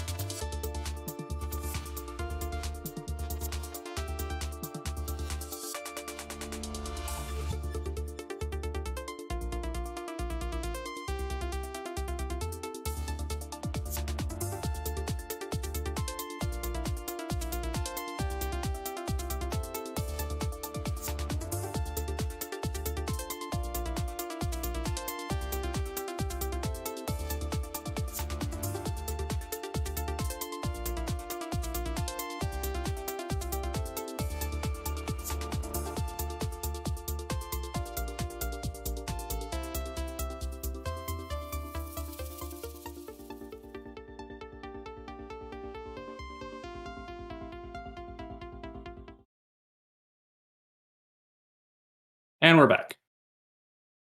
I regret everything. I exposed him to the Dangerous Beast Yeah. animated bit. Yeah. You can go watch that in the live show chat if you want, until it gets eventually pulled from YouTube, like Carnival Phantasm always does. I'll have to go watch the full. I haven't watched the second Carnival Phantasm yet, so I need to go. Honest Bob's keeps losing stock, and you have to go to different outlets for Honest Bob's to find it. Yeah, and you have to do it quickly because Honest Bob tends to lose stock rather quickly. Well, only for this thing. Like, there are several Honest Bob stores that have the supply of everything else fully available for you whenever you want it in unlimited quantity, and they never ever seem to run out. But for this particular product, Honest Bob's seems to be having trouble keeping it on their website. There's got to be a point where we drop the used car salesman act and just start singing Yara Hara Fiddle Dee Dee. Nope, because then we get in trouble. That's true. They go after people for that now. So yeah, we's So- back. Yep, we are. So I think Vol City was done with this week. Yep. Okay. I'll begin going over mine then, I guess, for what it's worth this week. I did not actually have that much time either this week. There wasn't anything specific going on at work, just a whole lot of middle of year bookkeeping getting done, a whole lot of just smaller jobs, keeping track of what invoicing we got going out and stuff. And I just have to dedicate a week to this kind of garbage about once every 3 months to do an analysis of what kind of money we got coming in, what's our finances looking like when we finally do get paid. Because our pay cycle is so slow because the opossum insists on using snail mail. And the other part of my week when I wasn't actively doing jobs was sitting there and trying to figure out how to get a payment processor that can take freaking credit cards better than the one we got. Because That hard to put it. he took advice from a buddy and used Square as a payment processor, which I'd never heard of before. I have never heard of them either. There's a good reason for that. They're awful. Hooray. Like, the customer has to give you their credit card information, and then you have to punch it in awful. Oh, doing everything manually? Yeah. Which means you have to get your customer to read their credit card to you over the phone, or they have to punch it into an unsecured email. This is horrible. And this is part of the reason we still get so many paper checks. So I've been trying to figure out what the current payment processor people use is and how to sign up for one. And as always, this turns into anything that involves money or the government turns into a project. Because there are so many layers and forms you have to fill out and places you have to research. And you have to learn all the potential liabilities and legal tomfoolery that's involved in them. Is direct debit not a thing? I mean, we can do wire transfers, but we have to have somewhere for them to punch in their credit card information. And this is something that a lot of people I've found in Australasia don't seem to realise. But Australia and New Zealand are like roughly at 10 or 15 years ahead of most of the rest of the world as far as electronic funds transfer goes. I have noticed that. Like, in Australia now, if you want to... I wanted to say send money to Vol. I just get Vol's account number and BSB, go to my bank app, type it in, say how much I want to send, press send, probably enter my password again, depending on how much I'm sending, and it's done. That's it. If I had to... That's how all transactions are done in New Zealand and Australia. Like, money never enters the equation, checks don't enter the equation. A lot of people don't even use their cards anymore. Like, that's just the way it is here, because Australia and New Zealand were the testing bed for EFTPOS originally. For EFTPOS Like, and we for were where they Tap and Pay or PayPass or whatever you want we to call we it. were where they deployed that stuff as a testing ground. So in terms of the way we view transfer of money, it's totally different to the way that the rest of the world does. Yeah, checks do not exist anymore. I wish checks I think you can get one. I think you can get one if you ask, but they'll make you pay through the nose because they don't want you to. Yeah, and if you try to use it somewhere, people will give you the filthiest looks. Yeah, the only reason to use them is when you're really insecure about a transaction that you need an extra level of sort of traceability to it. So there are some certain specific situations where you will use a check because you want there to be a time lag and you want there to be a paper trail. Yes. On the other hand, though, a lot of people won't accept them because it is so easy to issue a false payment check. That and processing them costs so much that you're going to just lose out money. Yeah, exactly. Yeah, it's we still get paid via check. In our PO box, I have to go there every week and dig through it and see if there's any new checks in there. I go at least once or twice a week, especially, and more if it's a time when we got a lot of people with billing out and we need to pay our suppliers. Yeah. But so I'm trying to find a better alternative that'll work in the US. And this is the thing, right? There's a lot of easy answers for some other areas in the world, not so much in the US. On our level. I wish we could, but I'm not the one who writes the fiscal policy and all the security systems that have to be around it. And this means I have to get a merchant's account with somebody, which means I have to jump through 80 different stacks of paperwork to get that done and prove that we are who we really are, that we turn over a profit, we've existed for, a while, or and stuff like that. 3 generations. Yeah, we are 3 generations, actually. Yeah, that's what I'm saying. Yeah. Only I'd 3 go generations. insane trying to manage money in the US. Yeah, it's a nightmare. Like, for my personal funds, all I have to do is log into my bank, and if I need to pay an outlet, I can only send it to anybody that has a merchant's account, and then I just type in I have to type in their routing number and their account number, and I can do a wire transfer. Or I can set up a payment that will have the bank write a check and physically mail it to them. If they, But why though? In New Zealand, you literally go into the store and wave your phone at the person. Yes. You don't even need your card. You don't need your PIN number. You can bonk them on the noggin with your phone. Not quite on the noggin, but you know what I mean. that sounds like an infinitely more efficient system than what It is what until we're it stops dealing with. working, in which case people become immediately lost. Yeah. So it's a mess in the US dealing with anything to do with money in banks. It's more of a mess whenever you have to do legal shenanigans like involving getting a merchant's account, which I thought would be, fill out a few forms and just get it done. A few forms turned into a few hundred forms. Well, not quite 100 forms, but about 40 forms I've filled out now for this stupid thing. I hate it. I hate everything about this. It drives me up the wall. But these are the pains of running a small business in the US because they're trying to kill us. So, they really don't want you working for yourself.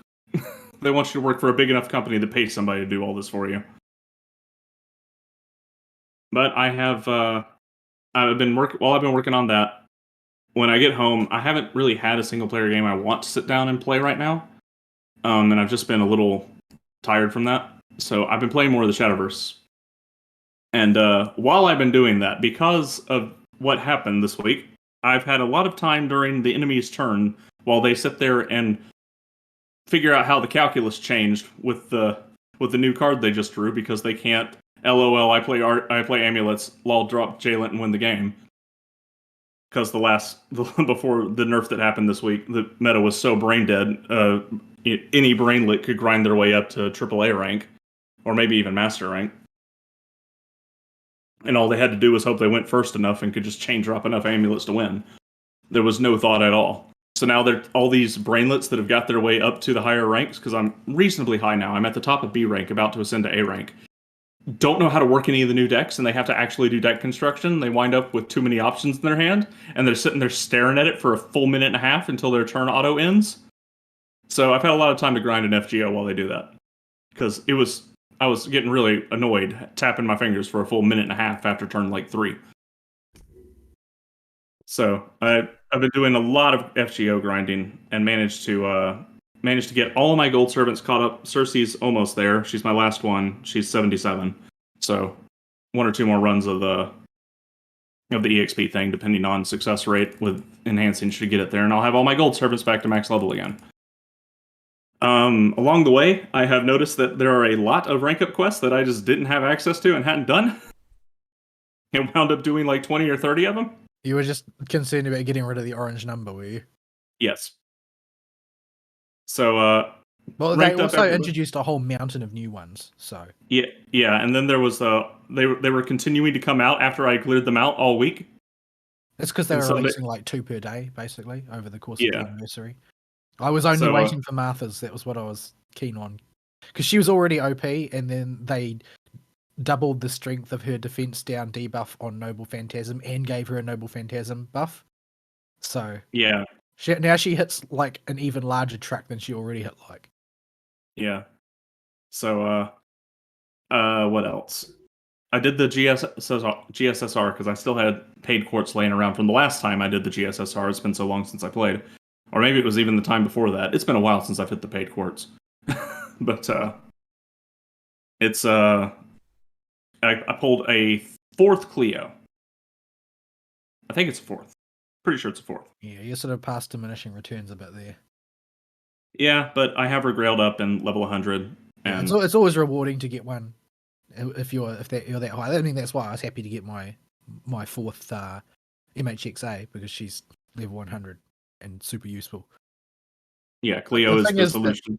The thing is that once you're in that position where you've got your NP4 Grailed SSR, is that if it's limited, then you're in the position where it's quite likely that if you for some reason get another one, then you from then on will have a unregistered Spirit Origin on the GSSR, which is the worst GSSR pull that you can get. Yeah. So that's already that way with Ryoga Shiki for me, the Saber one. So that's unfortunately there as a ever-looming threat, but them's the breaks. Got Atalanta Alter, who was on my list of characters that I wanted for namesake and nothing else, and have just been throwing the Berserker cards to her, and she hit 80 during the show. I was grinding a bit while y'all were Monster Hunter storying, because I didn't really have anything to add to that.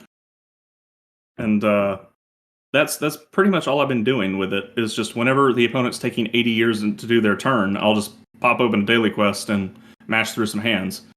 The calculus has changed now that I have an MLB K-Scope that is level 97, almost ready to bomb it to 100. I just need a bit more from point gotcha pulls, and I should be able to do it. Couple levels are a doozy. Yeah, it'll take about 4-ish more levels on my level 33 bomb right now to get it to 100.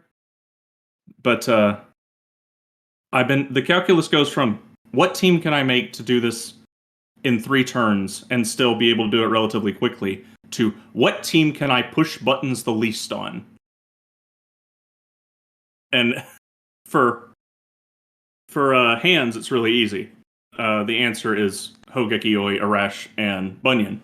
Because there's actually a level above that. I remember reading about it on one of the sort of like really advanced player websites for Wales, is that they don't merely consider how many button presses, they consider how far do you need to move your finger across the screen from one button to the next.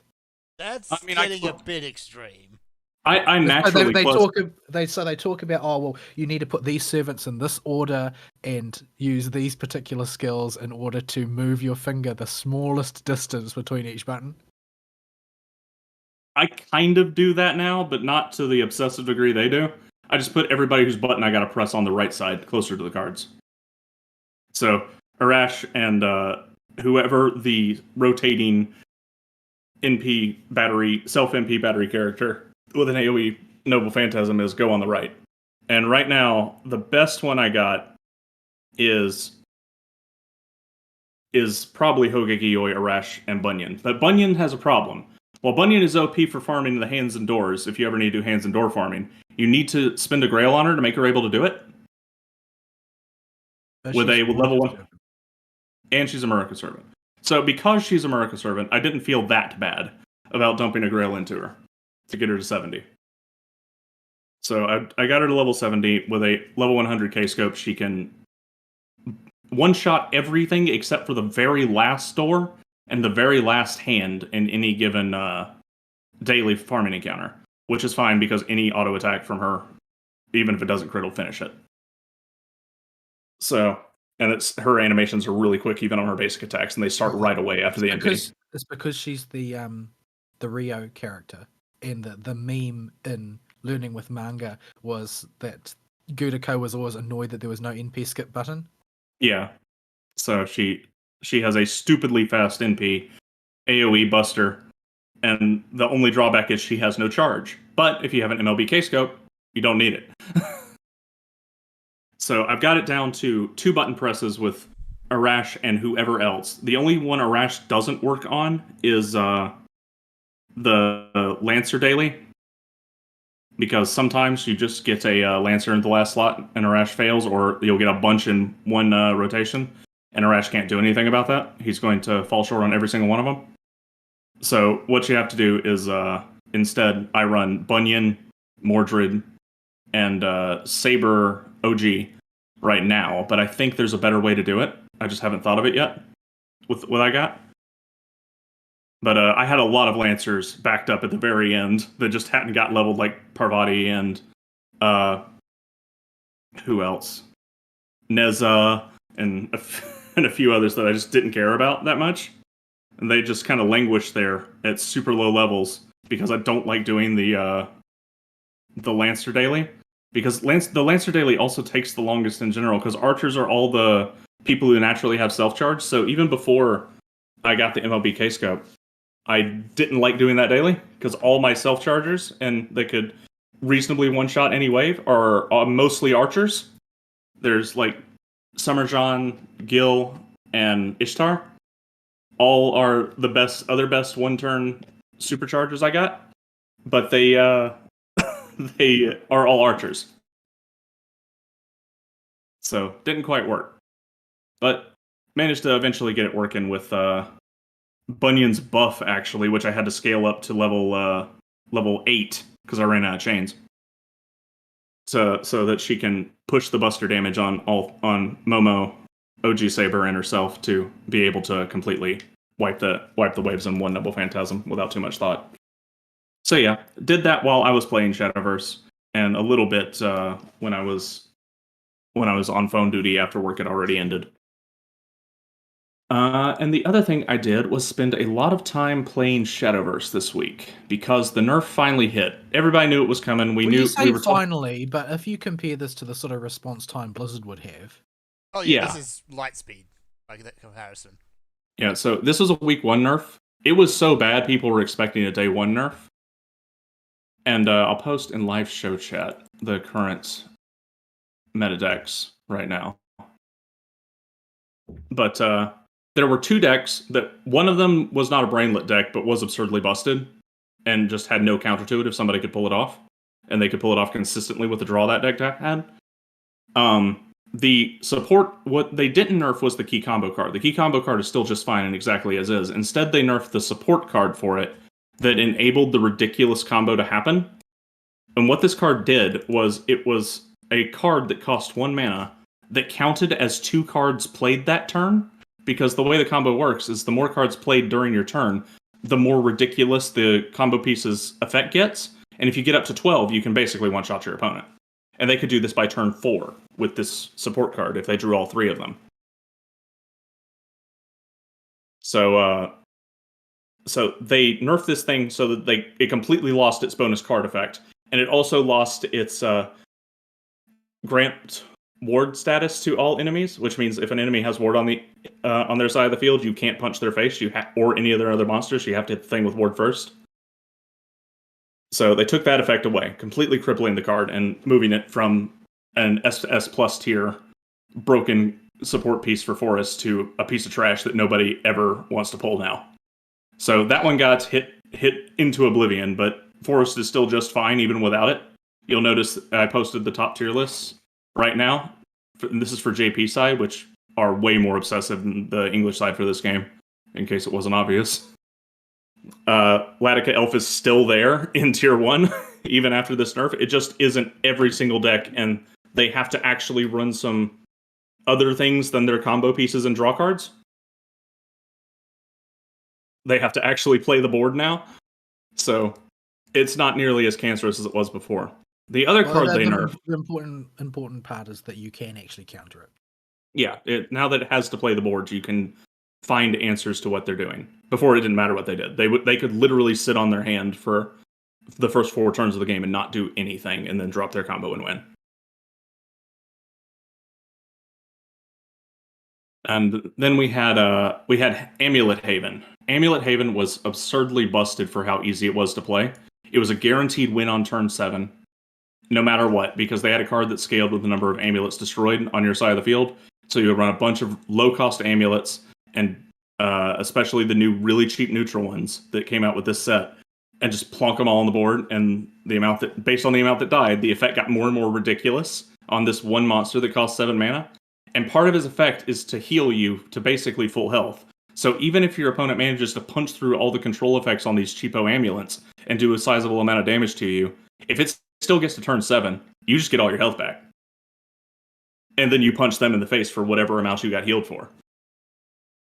So it was get to turn 7 or beat them before their 7th turn came around, or lose. Yes. So, and it was a brainlet deck. All you had to do was just play as many amulets as you possibly could from your hand. and the effects on the amulets themselves were all control effects, and you would just let the opponent have to figure out the rest of the game and trying to get around them. I could sometimes get lucky and draw a really aggro hand for sword, which is what I'm playing mostly. Most of the time, though, if I didn't start with Gunslinger in my hand, I just conceded against Haven. It wasn't even worth the time. So yeah, that card got nerfed by having his entire effect changed to something totally different. It no longer scales with the amount of amulets destroyed forever until it caps out at max player health, healing and damage, max board banished for the enemy, and max summon all of a copy of random dudes destroyed this match too. A binary on-off. If you summon him on turn 7 and you haven't had a bunch of amulets destroyed, he does 3 to the opponent, heals you for 3, banishes 1 enemy dude, and summons 1 dude destroyed this match. Still an okay card, but if you've killed 7 amulets on your side of the field, that effect doubles. Still a fairly strong effect, but not insta-win the game. So it has hard counters just naturally with any deck that plays the board, because you have to waste all your turns playing amulets. So with that gone, the meta changed. And the meta changed to probably the healthiest meta I've ever seen for any online TCG. When I posted the list, you'll notice that they're the Japanese names. So in English, they're Portalcraft, 2 Shadowcraft decks, 1 Forestcraft deck, 1 Runecraft deck, 1 Swordcraft deck, and 1 Dragoncraft deck are the current top tiers. The Dragoncraft being tier 2 because it's still experimental, but it's been doing well enough, I imagine it'll bump to tier 1. That's 1, 2, 3, 4, 5, 6 of the 8 classes have a tier 1 deck. The other 2, poor Haven deserves it after what it made us go through. So I don't even care that it's down there, even though I liked its playstyle a lot. Oh no. But poor Bloodcraft. There's a bunch of really fun Bloodcraft decks that are still perfectly viable because they're all aggro variants. I mean, you can just overwhelm your opponent with them if they don't realize what type of deck you're playing fast enough. But they just rely too heavily on your opponent not realizing what you're doing, or they're the Wrath variant, which relies too heavily on your opponent not having an aggro answer of their own. Because the effect is, if you take damage, 7 different instances of damage to your face on your own turn, you throughout the match, you activate a permanent effect on your leader called Wrath that enables all kinds of busted effects on monsters. But the problem with that is you have to punch yourself in the face on your own turn, in addition to dealing with whatever the enemy does. So it's very susceptible to aggro. But other than those Haven and the Bloodcraft decks, everything else is finding us somewhere in top tier and has a tier 2 or high tier 3 deck. The JP list goes all the way up to 5 tiers. So even the Bloodcraft, the current best Bloodcraft, the one I mentioned, and the new Havencraft deck are still at the top of tier 3. Which the tier appraisal historically been in sync with what you see in representation in tournaments? Yes, and they have a casual rating as well, but because the Japanese fans are so obsessive, it usually mirrors exactly what happens in tournaments. There's very little difference between what the tournament players use and what you'll find in ranked matchmaking. So you can generally go by the tier list as what you're going to be playing against the most and what's seeing the most play in the ranked matches right now. So this lets you plan around stuff and try to find fun tech cards like Not who will spawn 2 dudes for the enemy, but if the enemy has them die, it's going to radically increase your rally count if you play Swordcraft. Which I do a lot, especially against the other decks that like to play the board. So the deck I've been playing is still Rally Swordcraft, which has most of the cards have their primary effect, which is an okay effect, but then they have a bonus effect if X number of X number of friendly monsters have been summoned this match. So, and that, depending on how ridiculous the effect is, the condition to activate the number of dudes you need to summon is higher. So I've been having a lot of fun with that deck. I've probably put in, with the current 3.5 weeks, I've probably put in about 75 matches, at least. And I've been doing incredibly well with it. But most of that was chewing through the low ranks and people trying to play Latica and screwing up. So I didn't get a real good sampling of how the deck is supposed to play against a real deck until this week, when we had things like Machina Shadow that also plays the board, and Evo Rune that focuses on playing duplicates of the same card over and over again in their hand and generating a token that does AoE damage every third copy they play. So, and that's a problem if you summon a bunch of dudelets like you're playing a white magic deck, and they nuke the board repeatedly. So I got to actually run into decks that had answers to what I was doing as proper counterplay.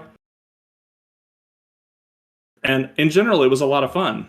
So far, I've been really enjoying it. The only deck I absolutely hate playing against is Machina Portalcraft, which is what's Mechanical Nemesis at the top of the tier list there. And that's because they have an auto-win condition on turn 9. I've answered it exactly once. And it's just a 6/6 dude that you drop for 9 that summons a ton of really OP monsters that protect him. So you have to try and beat him before turn 9, but that's not an impossible prospect. It's just you gotta find a way to balance what you put on the board and how much damage you're doing to their face, because they still have threats you have to deal with in the mid-game too. So nothing has been as bad as what we went through early on in this rotation, but I've in general been having a lot of fun with it. The decks are just generally interesting, and the meta is very diverse. I don't think there's been a single match where I played the same deck twice. I'm in the net deck copy pasta blob, where there is no teching going on with my opponents. Like, the only reason they would tech is they simply don't have the cards. They otherwise follow the net decks exactly, because I'm approaching high rank, but I'm not quite there yet. So it's just a bunch of people net decking trying to climb the ladder for the first time. So I get to it's been nice having a diverse number of decks to play against, at least in that environment. So I've been really enjoying it and plan to keep playing at the rate it's going. If this is the state of a healthy meta for this game, that's a really, really good sign. I mean, 6 out of 8 of your what would be color combinations in Magic or archetypes that are available, that's really, really good. And the other 2 can still be played in ranked, you just won't have as good of a win rate. So yeah, that's pretty much everything to do with Shadowcraft there. Not Shadowcraft, Shadowverse. Shadowcraft is an archetype.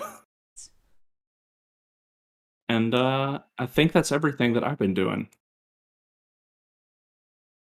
Righty. In that case, do we have an email? We do have an email, and I presume you're going to want me to read it. I can't understand what numbers look like right now. All right, I get the picture. Dear No Excuses, you know what 2 problems I have with Hollow Knight?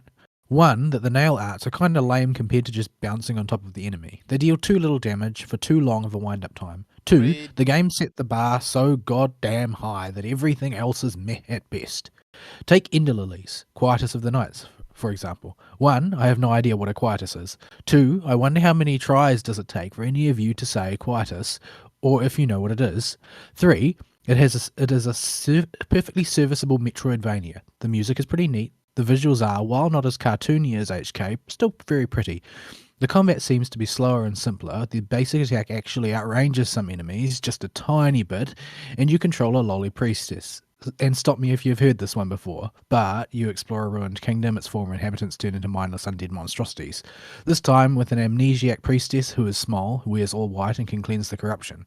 But since she is like 10, all the fighting is done by the summoned spirits of the bosses she cleansed previously, who also function as utilities to proceed. I desperately want to give this game praise, but when you played Hollow Knight, all I can give it is pretty neat. You know what? No, what's not neat? Yet another indie game about the sad. So I have played Inmost, a puzzle platformer which is, as you might guess, pretty neat. The visuals, the music, the fact that the 3 characters have entirely different mechanics. But most of the game is symbolism about the sad, and I had to read a lore guide to figure out what was going on apart from the most obvious things. All in all, if you want the sad and a puzzle platformer that's not Limbo or Inside, you could do better. But we need more stuff like Autonauts or EBF or Slime Rancher to offset the sad. Serithus. So I guess we would tackle the points one by one. That quietus means final settlement. Quietus is just a synonym for death. That's also Yeah, I thought what it was means just... too. There's Yeah. hang on, I've got the definitions actually handy. So it's I know either- three. Yeah. Quietus as a synonym for death. Quietism is a theological term for a particular heresy, which posits that stillness in meditative prayer is superior to active prayer, which was condemned by heresy by one of the popes. I don't remember which. So a attitude towards theosis that consists entirely of stillness, and there's also a philosophical term which is basically that philosophy is entirely negative and is about denouncing incorrect thought and doesn't have any positive correct thought to offer. Yeah. Those are the three that I know. The other set ones are so as quietus as a word itself, then extrapolating that, it's settlement of a debt, removal from activity, basically death, or telling something to shut the hell up. So there you go. Yeah, I knew it was related to death. I didn't know if it meant death or not. Because everything that uses quietus in video games uses it in the death sense. It was weapon on key 4 in Hexen for the warrior class. Yeah. That was both the death one and the tell things to shut the hell up one. It was also the worst ultimate weapon. It was also the worst. So, I actually kind of like this use of the sad here, because it's not really fair to classify games about depression actually being about depression. Yeah, because they're usually not. They're Like, really not. They are. I think the sad is pretty much the correct way of putting it, because depression is just a medical condition ultimately. Yeah. Like, there are two predominant sources of what we typically call depression. One of them is an actual medical problem where your brain doesn't balance chemicals properly and it makes you crazy.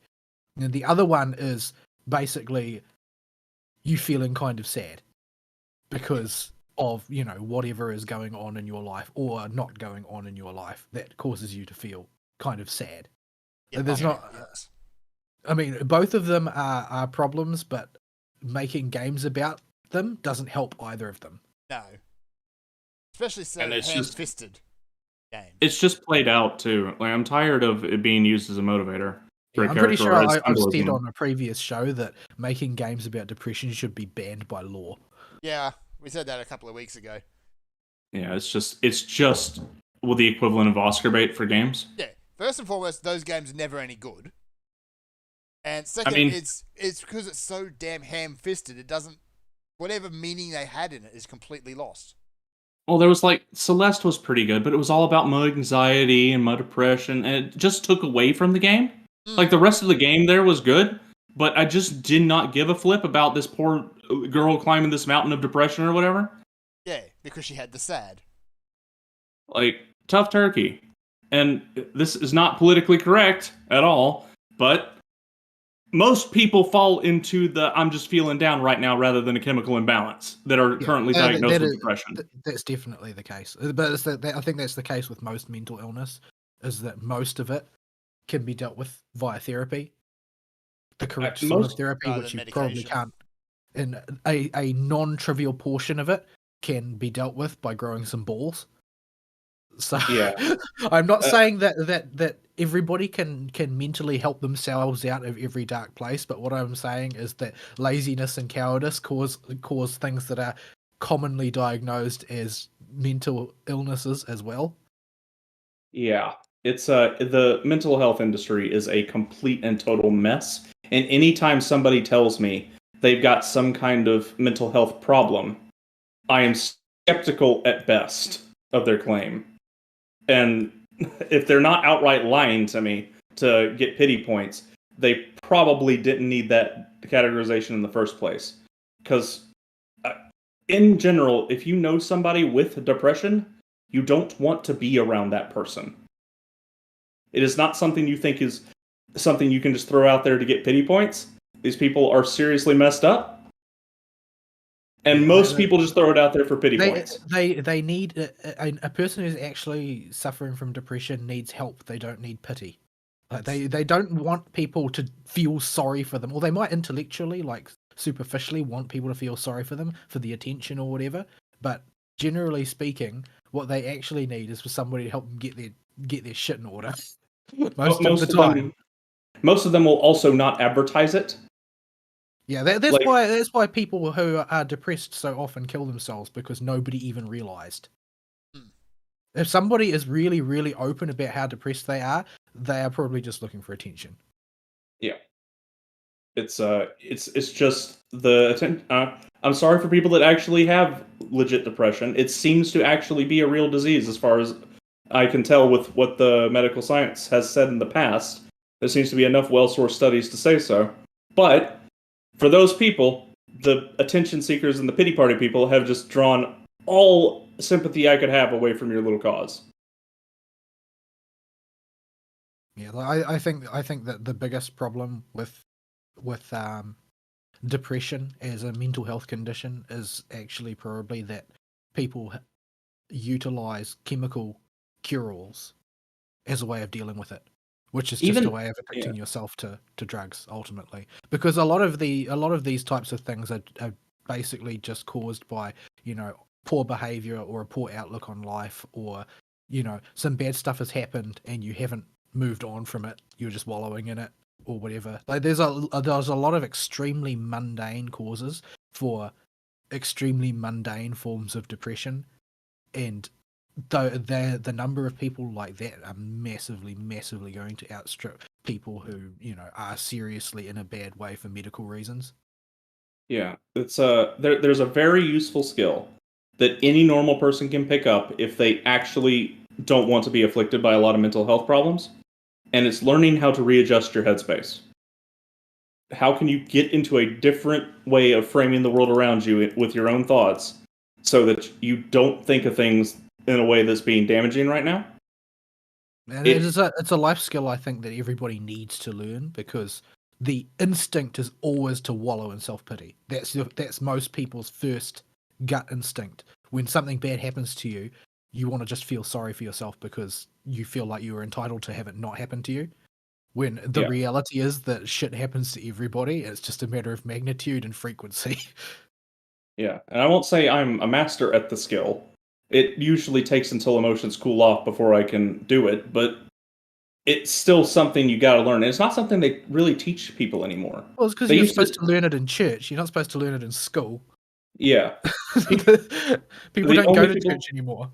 The only people I know that actively do it are Christians, and you can see it on their face when they do it, because they will let out a deep sigh like they're very frustrated, close their eyes for a second, reopen them, and they'll be talking in a friendly manner again on some totally different topic.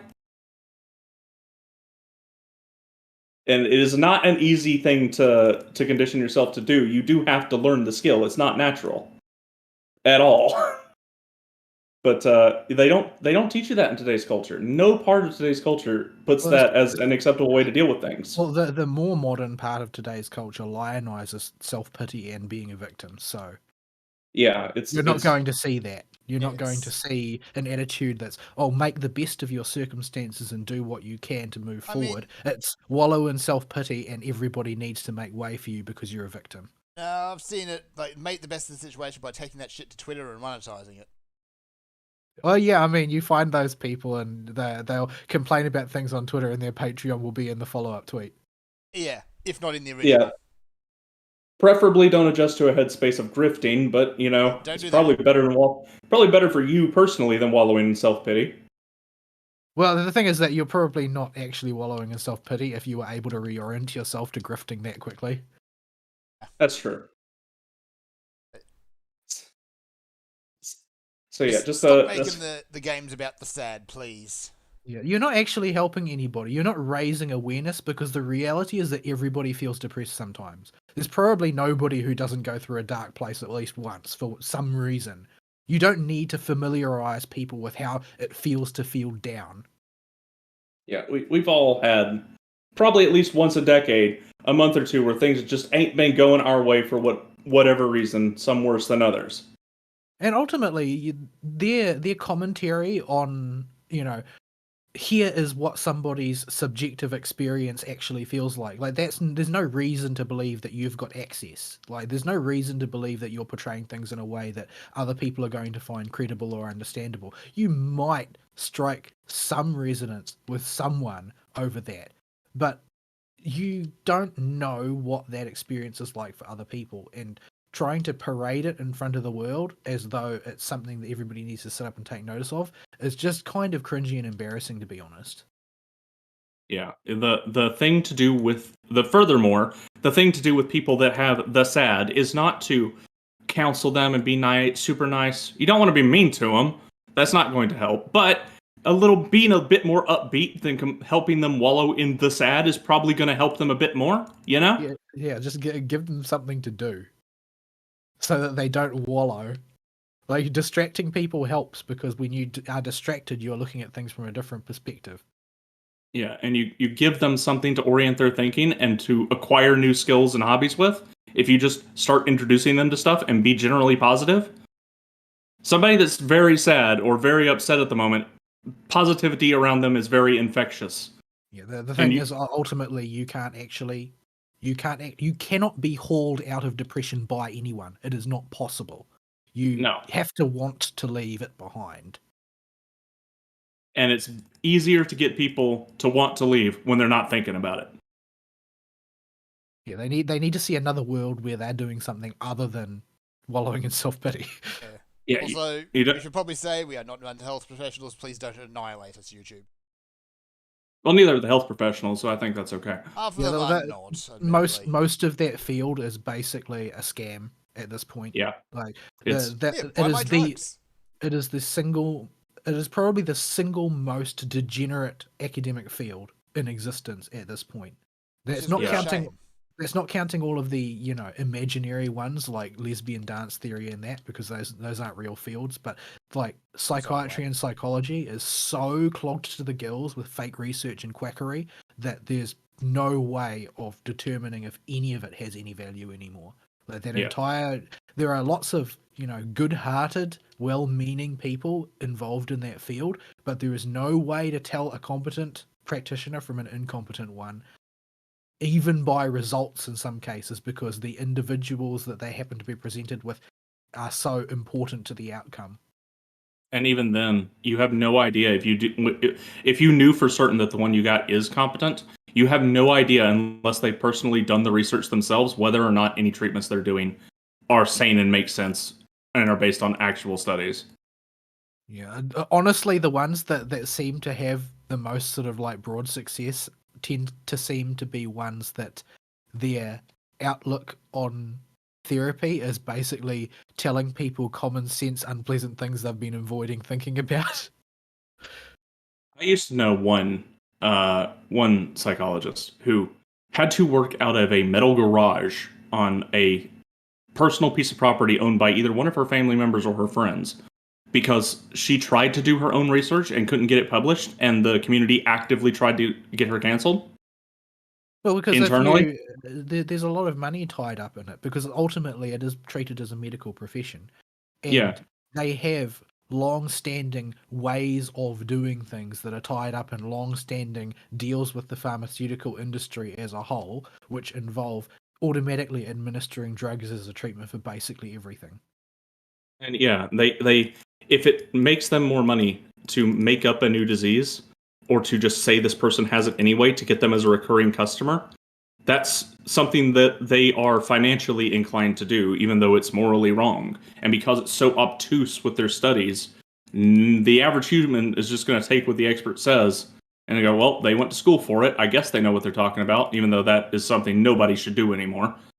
I mean, it's a fairly well documented that, like, currently the current crop of children and teenagers are massively overprescribed for drugs to, quote, treat, unquote, ADHD and so forth.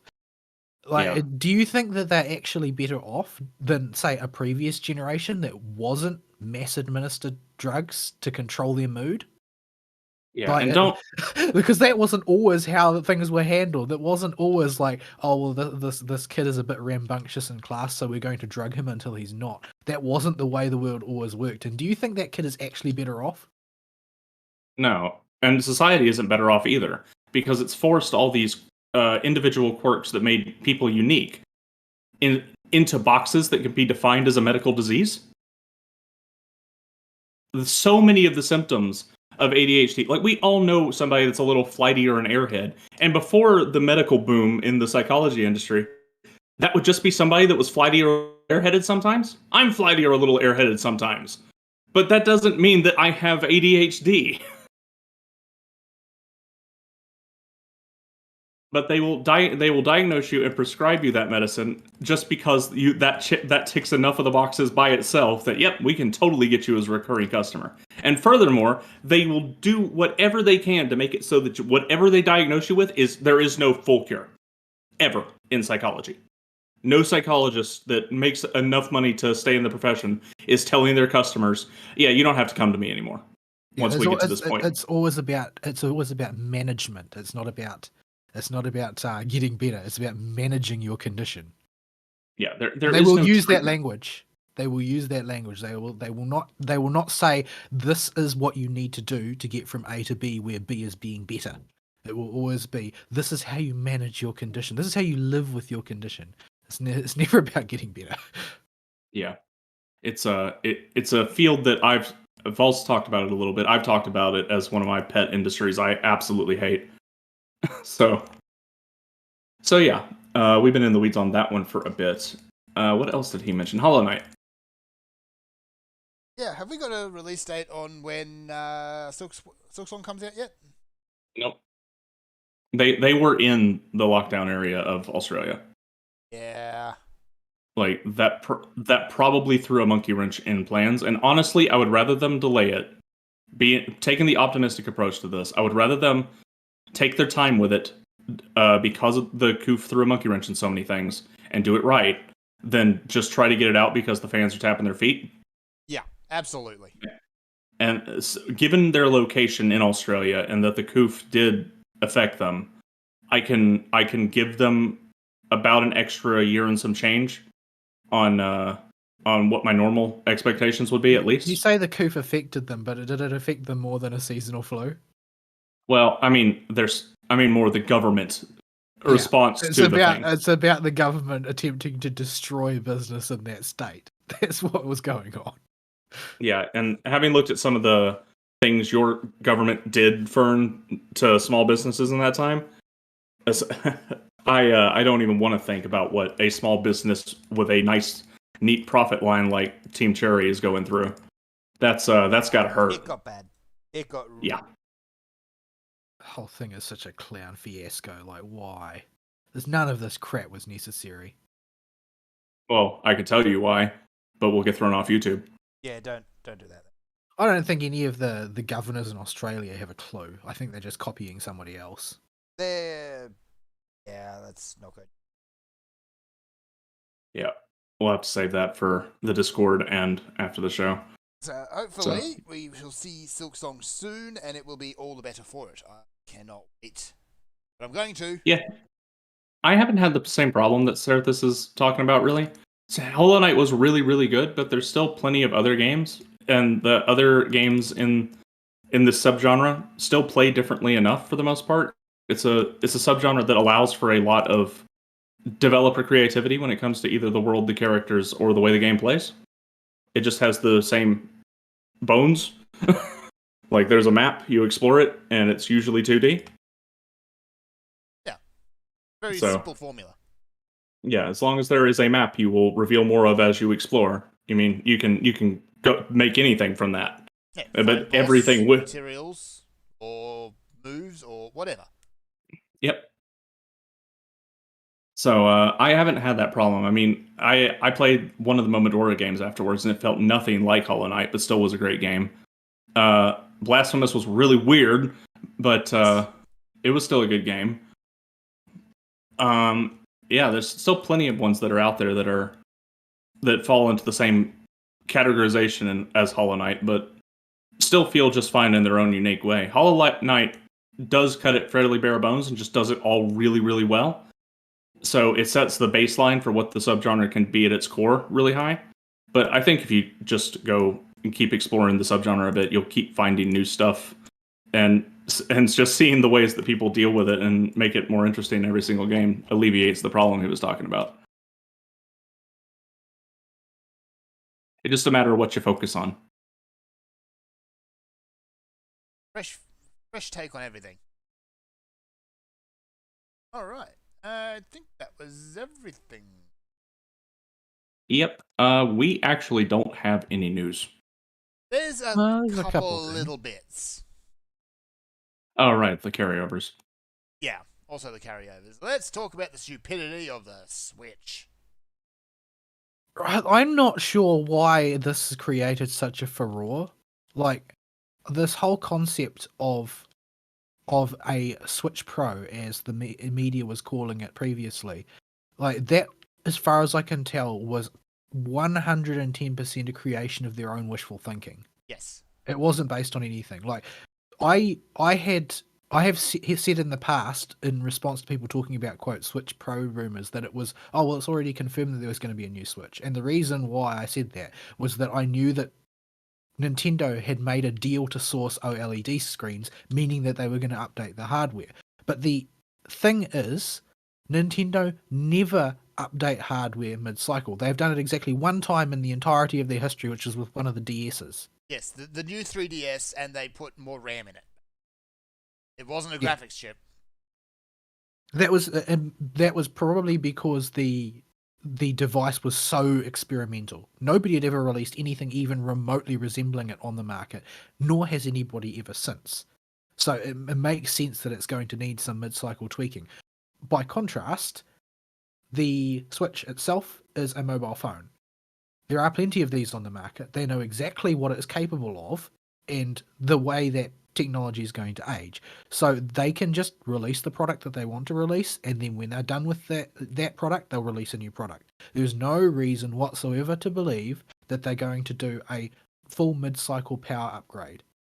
Doesn't make sense. The effect of splitting your customer base like that and dividing your standardized development system in order to split it across multiple different technology levels, you're only going to split your customer base and burden your developers. And the unity of the Nintendo platform as a platform to develop for has always been one of their biggest strengths. The idea that you are just going to, make a more powerful version of the Switch, because honestly, the Switch is a bit of a gutless device and has issues as far as power is concerned, and it would be nice if it was more powerful. It would be nice if there was more development headroom. It would be nice if they didn't have to spend such a ridiculous amount of time on optimization just to get games to work. None of that impacts the fact that Nintendo is going to do what Nintendo do. But instead of a sort of phlegmatic response to the release of this device, which is ultimately, it's a Switch with a different display panel, an OLED-based display panel, and a new version of the dock that has an Ethernet port in it. As opposed to one you have to buy third party. Not third party, but separately. Like, other than that, there's nothing much there. So it's entirely a convenience upgrade for people who happen to want those particular features for whatever reason. If you've already got an existing Switch, you're not missing much. I would argue that you're not really credibly missing anything, because honestly, not that many people use Ethernet these days. No, I do, because the Wi-Fi around this area can be dodgy. Yeah, I mean, you might have a reason why you need to because of the size or shape of your house or something like that. But most people, if their house is not already wired for Ethernet, they probably won't bother to use it, especially considering how wireless technology has improved and the fact that you generally won't ever have a reason to do large-scale file transfer to a Switch at faster than internet download speed. Like, I can't even think of a circumstance that you would bother. The Wi-Fi is drinking my brain. Well, yeah, maybe the Wi-Fi is drinking your brain, but it'll drink the part that allows you to be aware of that first, obviously. It is the dumbest one I've actually seen, that Wi-Fi. I thought it was 5G that was supposed to Oh yeah, like, 5G you. gets the same treatment, It shoots lasers into your skull and evaporates the back of your head or something. or something. Yeah, it's Hey, after 2020, I'll believe anything Alex Jones like. please don't. I guess that he is very reliably right about an awful lot of things, but I saw another article about frogs turning gay because of chemicals in the water the other day. So yeah, it's a thing. But yeah, so there was a huge outcry over this because they were like, "Oh well, they should have released this. They should have done this. They should have done that." Like, grow up. Come Yeah. on. Like, I don't even understand why it's news that you're upset. Nobody cares about the opinion of the journalistic edifice. If you guys would stop making shit up for clicks, maybe we wouldn't have this issue. I guess they just have an outsized opinion of their influence on the industry. They think that because they say something's a good idea, therefore, obviously the developers will follow through. But yeah, so basically the long and short of it is a slightly upgraded hardware set for the Switch now exists, and if you are one of those people with more dollars than cents, then perhaps you will go and upgrade, but there's really no call to do so. It really isn't. If you've got a Switch, you don't need this. If you don't have a Switch, it's a good alternative. Good option. Yeah, that's that. What else is there? I did watch Sony's State of Play, but Okay. well, because I just put it on. It was streaming live, so I put it on the monitor at work while I was doing my early morning chores, and Yes. yeah. So Ah. the one thing that I will say about it is it was stunningly unremarkable. Like, there was almost nothing in there that drew my attention, much less my interest. Nobody cares that Death Stranding is getting a director's cut. I'm sorry. It's just not a thing. Hideo Kojima is the director. He was in charge of every single aspect of that game. If he's creating a director's cut now after having cut the original as director, it's because they are trying to do a cash grab maneuver. That's all. Mm-hmm. That's all. Nobody cares. Him and Norman Reedus got drunk in a bar somewhere, and they had a great idea for more cutscenes that they could totally sell to you to make more money. Well, and I mean, only half of them involved Norman Reedus' butt. Now, I think that it's probably reasonable to buy this director's cut if you are like a super fan of that type of content and you have a PS5 and you've got some cash on hand somehow after buying one. Because there's some features in there that, you know, if you haven't played the game before, it'll be the way you want to play it.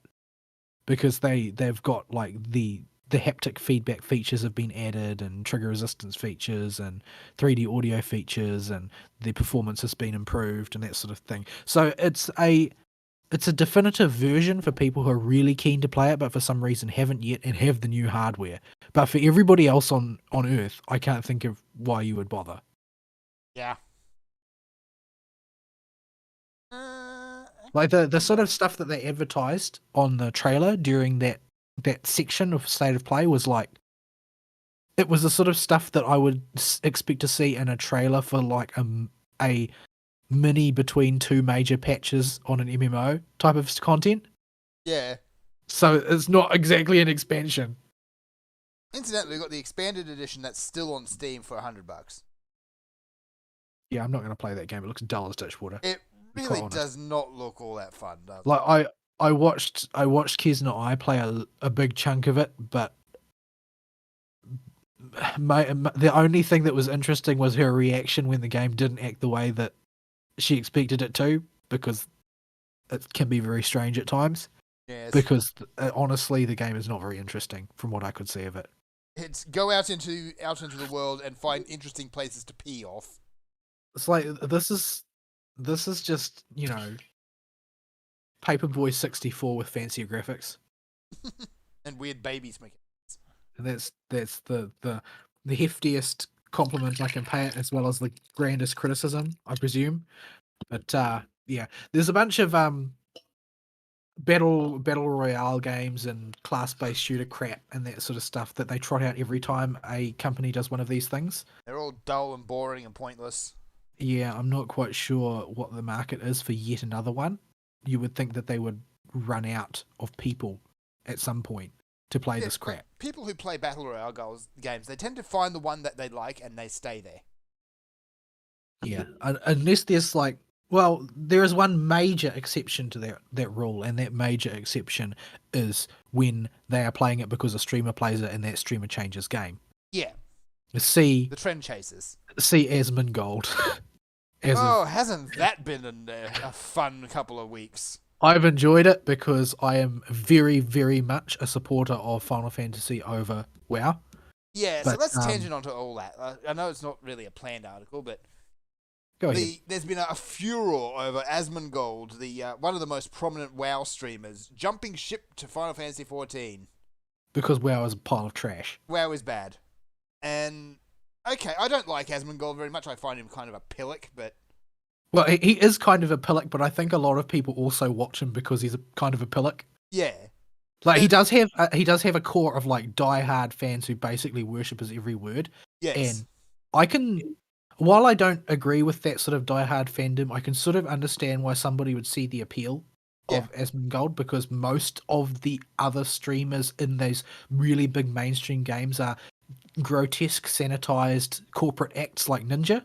Yeah. Whereas Asmongold has got a habit of getting in trouble for never bothering to tamp down his rhetoric at all. He doesn't really bend what he is or what he believes for other people at all. And even if he's a pillock, I can at least just respect that to some extent. Yeah. I find him a pain, loud and annoying, but I definitely respect the guy.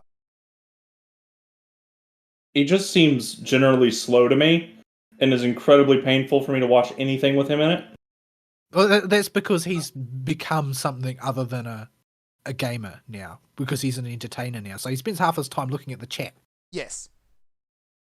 Like, he comes off as somebody with a learning disorder. So, like, this boy looks dumb as crap. So a bunch of things have popped up. One of my favourite ones, I'll admit, though, has been the Final Fantasy XIV Reddit.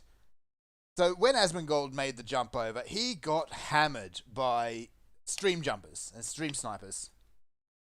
This was not an autonomous act by all of those people either.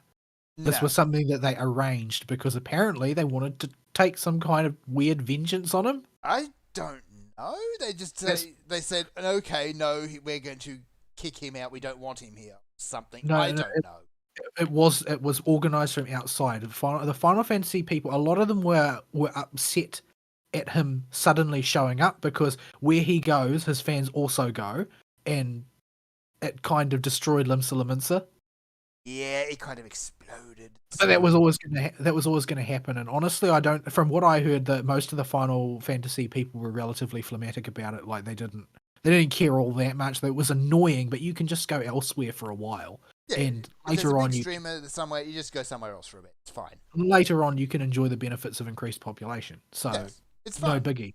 The issue was that people had been sent by those who felt betrayed by Asmongold for him changing games to make his experience as unpleasant as possible. Yeah. So there was a good selection of these people who also did it on their main Final Fantasy XIV account, and they bragged about it on the Reddit. So the following seems like a poor move. Yes, because the following day you had a whole bunch of these exact same people whining that they've gotten temporary bans. And this had the unintended side effect of deeply impressing Asmongold. Because they'd been the complaints about how he was being harassed had been responded to so quickly and effectively, and so now his position in Final Fantasy XIV has been secured rather than dissuaded. Yeah, because if you did that in WoW, like, you might get a response after 48 hours, maybe. But no, it was quick, and it was just like, oh, we got a big name streamer here. He's bringing a whole bunch of people here. Let's give the guy a hand.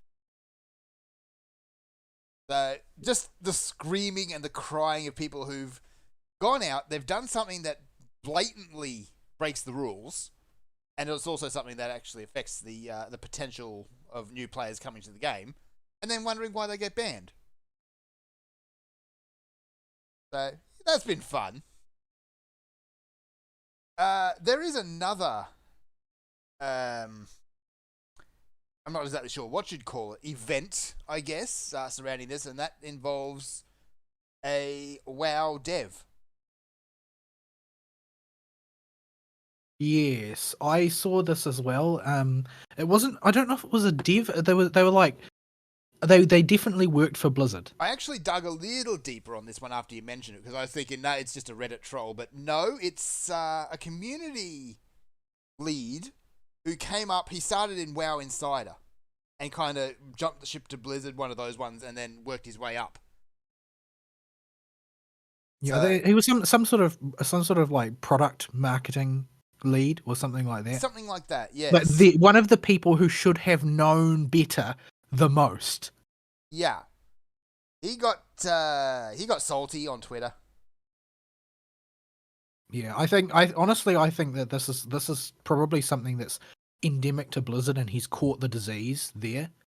In that ultimately he hates Asmongold, and he wanted people to make Asmongold regret having said bad things about World of Warcraft and then left.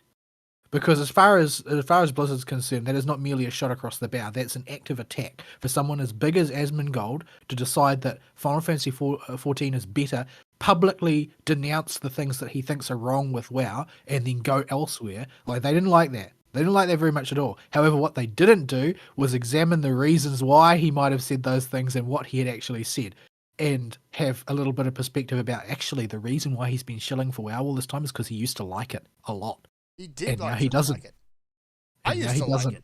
What is the reason why? Nobody asked what is the reason why. No, if he doesn't like it, if he's leaving, it's because he's an asshole. And because he's an asshole, we need to make him pay. Yeah. Incidentally, there's a video which sums things up very nicely called The Decline of Blizzard by Actman. I don't recommend you go give that a watch.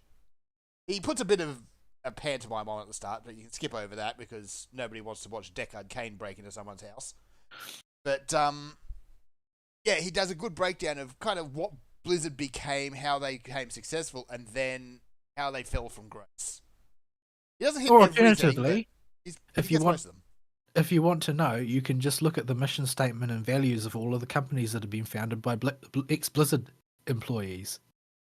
Yes. And you can see that they all say things like putting the game ahead of ego.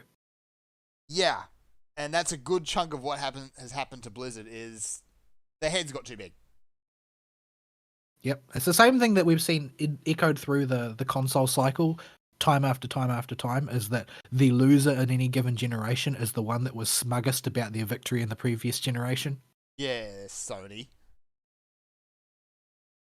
So yeah, I highly recommend that. So that video. It actually covers right up to Blitzchung. Yeah, that's where it died for me. Deal breaker for a lot That was of a people. big deal breaker for a lot of people. Yeah, there's some arguments you can make in favor of it, but at the end of the day, it would have been a deal breaker for me if there was any deal left to break. But yeah, I had given I'd given them as much of myself as I was willing to at that point. Yeah, there's also the Carbot video about Blizzard. Now, Carbot has been one of the biggest supporters of Blizzard with his content. He makes these very silly little cartoons that basically poke fun at Blizzard characters. But the one he made about WoW Through the Ages is just sad. It is depressing. Seraph has actually linked that in the MMO channel, I believe. Oh, there he goes. He sent it a couple days ago. Yeah, or a couple weeks ago.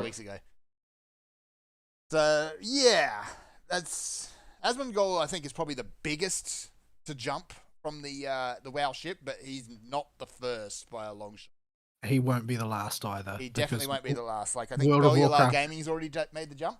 Is another week one? I don't know if he actually jumped, or I think he was contemplating it because he sees he's very in the tank for Blizzard because Blizzard have actually given him historical support as well. Yeah, but they've never really supported Asmongold because Asmongold tells Yeah, really he's dirty not jokes. he's not sanitized enough. No. Bell is, I don't think that he is on the take or anything like that. I think that he has been very disappointed by Blizzard and he doesn't support their current vector, but I don't know if he's going to jump ship per se. Yeah. I know that a lot of the big streamers were looking at it. I know that Preach was looking at it. Yeah. If Preach and Asmongold had left at the same time, there would be nothing left on WoW. Who else is there? Talzian? I don't think Talzian's going to jump yet. Isn't he kind of a twit? Yeah. A lot of them are, but I don't know the streamers all that well anymore. But yeah, it's just a product of what Blizzard has become and what they have allowed to become of their game as a result. There's not really a whole lot of WoW streamers. There's not that many left anymore. Yeah. Well, a lot of them created their own drama and obliterated their careers that way and that sort of thing. There's a lot of attrition over the course of years. It's just that I think there's just not enough of an audience for World of Warcraft anymore because World of Warcraft has devolved into pretty samey sort of dailies, and that's allegedly content. So I don't think that, other than the people who have built a real character for themselves over the years, nobody can maintain anyone's interest in that content. So, yeah, I don't think there's much to be done about that. It's something that's been said for a long time now is the one that will ultimately kill WoW is WoW. Yeah. And that is coming to definitely the case. Yeah, specifically the actions of New Blizzard. Oh, Adam Holinsky, by the way, was the guy at Blizzard. Yeah, I wonder whether or not he will even face any repercussions. I don't know. Probably not. Because he did what was an incredibly bad commercial move, unquestionably so.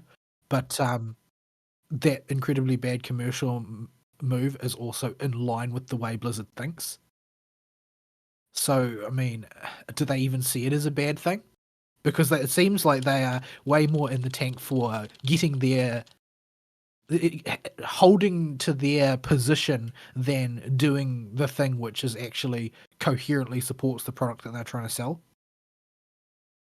I think that they actually do have a culture in terms of Blizzard itself as opposed to their paymasters, who would be much happier to see the game go down in flames than to ever change their mind on anything. Yeah. It's been like that for a while. This sort of go down with the ship attitude is sort of it's rife through their culture because they're all part of the woke culture, and you know the reason why get woke go broke is a thing is because they will always opt for getting their way in terms of ideology over getting their way in terms of profit. Like as much as Blizzard's actions have historically been very, very, very cynical, the people in charge now have applied that cynicism in another direction, which is to basically to nurture their own self-importance. So yeah, I'm happy to see Final Fantasy succeed even more.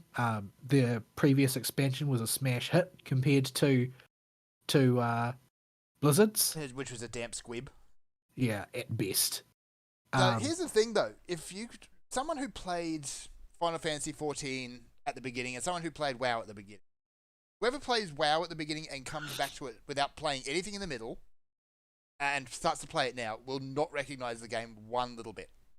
Well, I don't think anybody playing Final Fantasy 14 would recognize what they saw in FF14 1.0 either. Not counting 1.0. This is someone who played Realm Reborn. Yeah, like the game Realm is Reborn, still largely the same.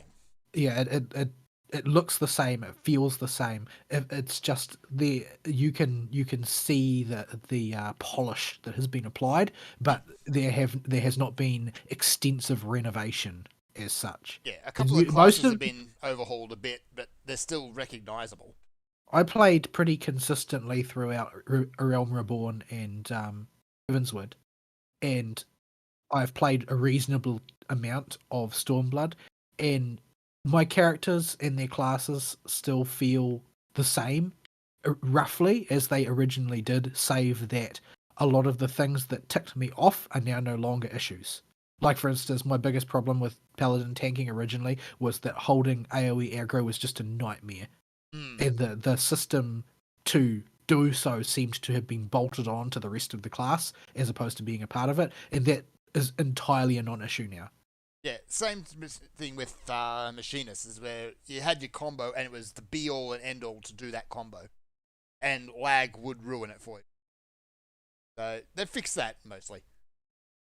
Yeah, so there's a lot of good things have happened over the same course of time with Final Fantasy XIV, and they generally speaking have kept the car in the road without any major bumps, which is more than you can say for World of Warcraft, where they've had this rhythm of abysmal expansion, passable expansion, abysmal expansion, passable expansion for recent times, and a lot of the storylines are not remembered favorably. A lot of the characters have been flanderized or completely revamped from their original. In a couple of cases, upright deleted. Yeah, and people feel differently about them as well. Like they're. You can see the very, very heavy influence of individual writers in the World of Warcraft story in a way you can't from the Final Fantasy story, because Final Fantasy's story has always been about, we're telling the story of this massive land and the people in it and the effects that they have on each other, as opposed to World of Warcraft, which has become very much a case of each individual writer or writer or writing team that ends up in charge of that is basically trying to tell their story, the story they want to tell about the things that they want to talk about, and it's a very different feel to it. It doesn't feel like a world. You just feel like a spectator for someone else's story. And it really becomes obvious when you play one quest with a character and they behave one way, and then you go and do the next quest, which is on a different storyline, and that character acts an entirely different way. I think probably the poster boy for that is Garrosh. Garrosh, definitely. But yeah, at least in Final Fantasy, excepting like quests that have happened over with a gap of a major time period, like looking at you, Ishtola, the character is still basically the same person. Well, Ishtola also went through some shit as well. Yeah, Ishtola went through some shit, and she has perfect reason for changing. I think she died like twice.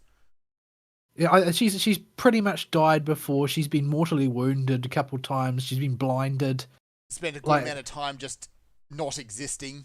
It's like she's basically Karma's target dummy or whatever for some reason. Like, it's not like she's done anything particularly wrong. Although I feel like over time, I feel like she's become more and more of an extremist rather than the sort of moderate that she started as. But that's due to the amount of trauma conga line that she's been subjected to. She has really lost her chill. Thancred, on the other hand, kind of gets his shit together. Yeah, well, I mean, I think that he was sort of he was sort of a person who was adrift originally. It didn't really have much of a goal in mind for himself or an objective, and he was just sort of going through the motions. But eventually sort of found his feet. But that's sort of natural character development, and none of it, interestingly, was explicit. If you compare that to say how they chose to quote develop unquote Sylvanas, they have just decided, oh well, she woke up and decided to be X type of person today. Basically, yeah. It's like there's a difference between character development and then just writing a bad story. Honestly. And Sylvanas has been the subject of multiple bad stories, because after Arthas fell, that's basically her story over. Yeah, and the thing is that I feel like the players as a group, they already had an image in their head of who Sylvanas was, and it was consistent with what was in the game. Because as I started as a Forsaken player, and I was always a Forsaken player, and there was a lot of sort of there's a really weird and twisted kind of patriotism that was exclusive to Forsaken players that you didn't really see in the rest of the Horde. people who played Forsaken, they always set their hearth in Undercity, even though it was better to set it in Orgrimmar for population reasons. And For they being able to find your way around in a reason. and back when it mattered, a lot of them actually would talk in gutter speak, Yes. and generally speaking, would always opt for doing the thing like in RP terms, which was redounded to the benefit of Sylvanas and the Forsaken above all else. And Sylvanas was, for most Forsaken players, a queen figure. Like, she was treated as a monarch, not as a character in the same way that Thrall was or anything, but it was generally regarded that she has the right to make the decisions because she's the queen. She's the most powerful one. She's in charge of the Undercity. She's in charge of the Forsaken, and we're the bad guys because she says we are, and she's the queen, so we do what she says.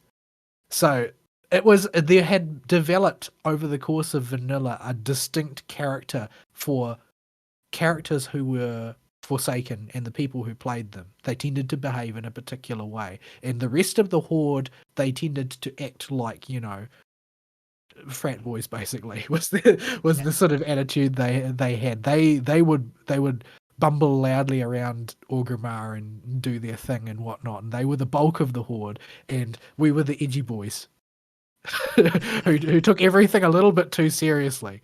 But all of that character was abolished over time by the gradual homogenization of the everything. But what that had meant back then was that Sylvanas had a reputation for being sort of like neutral evil, but kind of above it all. And then they just made her this sort of like hysterical and petty individual who did all sorts of strange things for no reason, which would retroactively be justified by retconning things. Yes. Like trying to make the new plague and basically trying to kick the hell out of Gilneas for reasons. And basically just be a stupid and incompetent leader for no reason when we already knew she was better than this. Yeah. So yeah, it was I think that people responded badly because the way that they decided to develop her actively tread on how most people thought of her. Yeah. Having her, I'm not opposed to the whole storyline of Sylvanas falling from grace, but they just did it in the worst possible way. Well, she wasn't really subsisting in grace to begin with. Exactly. But they still tried to make her fall from grace, but that wasn't how people viewed her. Like people viewed her as a neutral, evil, ultra pragmatist who knew that her people and herself personally were on the edge of extinction and did whatever it took to continue things without causing any major disruption that could be dangerous to her position or her people. But eventually they decided, oh no, actually she's so evil she doesn't have a single dram of queenly feeling about her people. They're just all tools to her, and she's got some sort of bizarre idea about upsetting the nature of the cosmos that there's not really any good reason for her to have or any way for her to acquire this idea, except we're just going to have her do it because we need a villain again, and who's next on the chopping block. Basically, yeah. You need a villain from the Alliance next, but it's not going to happen. Well, they've talked about how they're imminently going to do that any day now for years and years. Yeah. They've never gotten around to it. I'm not really sure why. Probably because they are too much of a writer's pet somewhere. Yeah. They're going to bring Varian back and he'll be a villain. No, they'll just make Anduin a villain. They'll do the absolute stupidest thing they could do. I wish I could disagree with you. Yeah, they've been actively setting up what's his name, the leader of Gilneas, as an internal antagonist for Greymane, a few expansions running now.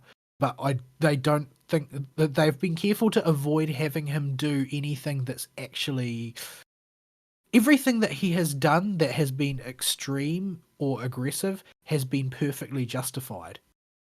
So if they actually then turn him into a villain, that would be very difficult. And it would in fact be easier for them to turn Anduin into a villain than Greymane at this point. by having a little child tantrum and running away. A But lot of what Greymane's been doing, it's basically been a guiding hand on Anduin's shoulder. more like a babysitter. Yeah, I was trying to be nice about it, but yeah, babysitter.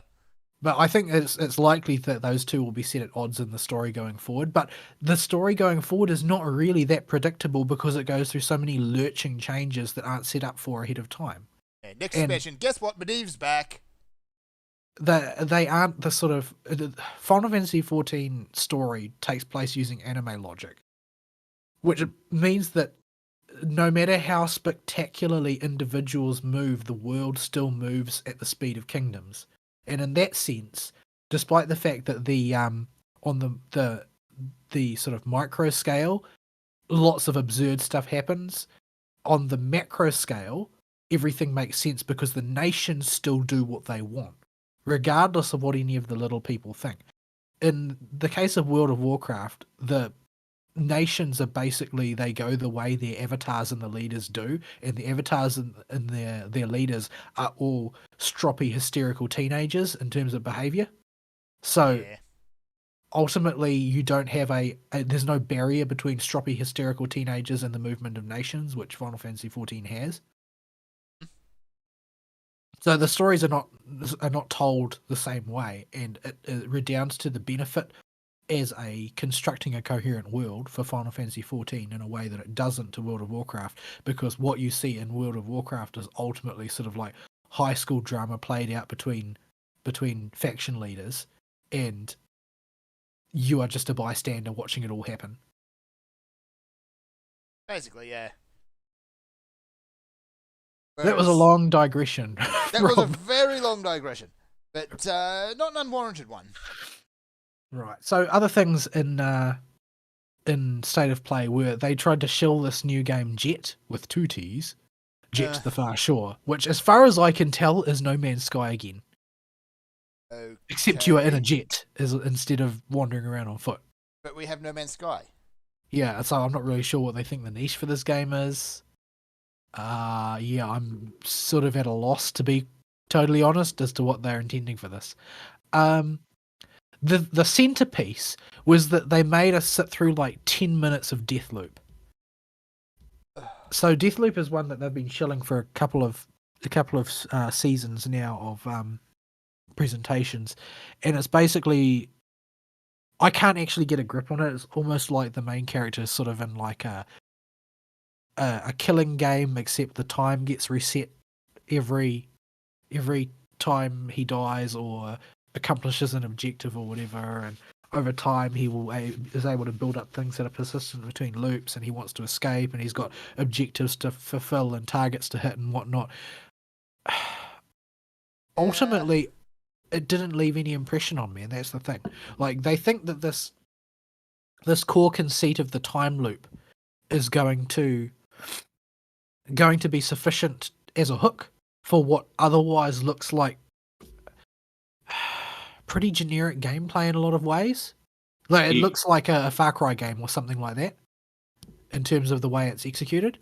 But if you're executing a death game style environment on anything other than the strength of your character writing, you're doing it wrong. Yeah, that's the thing. That the entire way that this game works is if you are writing about the particular character, how he responds to that situation and to the fact that time is looping, and like it's his development as a person as he tries to escape. Like, it has to be a character-driven story, but this is an action and spectacle-driven story. It doesn't look like there's much in the way of character writing as it is. What you see of the character, he says and acts in entirely generic, big tough guy ways. Yeah. It's totally uninteresting. So, yeah, time loop is a very tricky thing to work with. Like, I mean, Majora's Mask did it, and there's another game recently which I have played, and I'm trying to find what it was called. It had a weird name. At any rate, it seems like that the effect of the time loop is a relatively soft one. It's not a really complex, you need to alter these things in order to accomplish these things and that sort of thing. It's not, it doesn't seem like it's very rigorous or complicated. It's just a way for them to reuse the same content over and over again. So basically they really betting the farm on this in this particular presentation, because the presentation itself was not very long. It was like half an hour to an hour sort of thing. And like a third of that was watching this game. Yeah. And what you were actually watching in practical terms was the same crap that you hear every time they present a game like this. Like they would say, oh, well, there's multiple ways to approach each individual thing. You can go in through the back, you can go in through the front, you can go in through the top, whatever. If you want to get your target. Gun. Yeah, they all involve gun as far as I can tell. They don't even have like as much breadth as say Hitman or something. Yeah. Where you can like disguise yourself as whatever. It ultimately, as a pizza man. Ultimately, it just doesn't look like a very interesting game, and it's been in development for so long. What it does smell like is sort of like one unit standard AAA Sony first party or something like that. I don't know if it's a first party. Is it a first party? No, it's Bethesda Softworks and Arcane. So who owns them? Microsoft? Yeah, pretty sure. Yeah. Yeah, so it's not going to be an exclusive either in that case. Unless it was already promised to be exclusive. Oh, yes, it was promised to be Windows PC and PlayStation 5. So it's not on Xbox, the new Xbox. But that whole that sort of stuff, they had some pre-established exclusives in contract already before Bethesda was bought out, and this was one of them. But yeah, they're also going to bolt on multiplayer, in that like your rival, it can be controlled by another player, so it's going to be like griefing central or whatever. So it's probably going to die on the vine because it'll be an optional feature, and nobody's going to want to have some troll controlling the enemy. So here's that other game I was talking about. The Sexy Brutale. It's a whodunit. I see. Which is it's a whodunit murder mystery set in a cabaret with the time loop. Right, yeah. Okay, what else? There's a Demon Slayer game coming out, but it seems to be just telling the story of the first season or something. Yeah. Or a couple of arcs of it or something. But ultimately, it doesn't really look very special. Looks like a modern anime video game. Yeah, it does look like one generic modern anime video game. It doesn't really seem to have any oomph of its own, anything especially to set it apart. So it's probably, it just gives me the impression of being a franchise cash-in. It's like, oh well, this is doing well with the people's. So yeah, it's a CyberConnect game as well. So yeah, it's in the same box as all of the other things that they're associated with. What were they involved with? I think they were involved with like Kakarot and a bunch of the Naruto games or something. Yeah, I'm trying to find them. It's taken a bit longer. At any rate, they're old hands at doing generic shonen anime video game, and so I expect this one to also be generic shonen anime video game. I have heard that they've actually, unfortunately, been making a ton of money off Kakarot because they just keep pumping out new DLC for it. Well, I can sort of understand, because even if the game is completely broken as far as balance is concerned, if what you're looking is for the definitive Dragon Ball Z early sort of experience there, where everything plays out the way it does in the series, and you're such a huge Dragon Ball Z fan, you just want to experience that again and again and again and again and again, then I guess it's the grade A version of that experience, because that's what it intends to be from the outset, just the anime, except you get to be in it type of thing. And I guess if I was 13, I would have been all over that. Yes, I don't know, like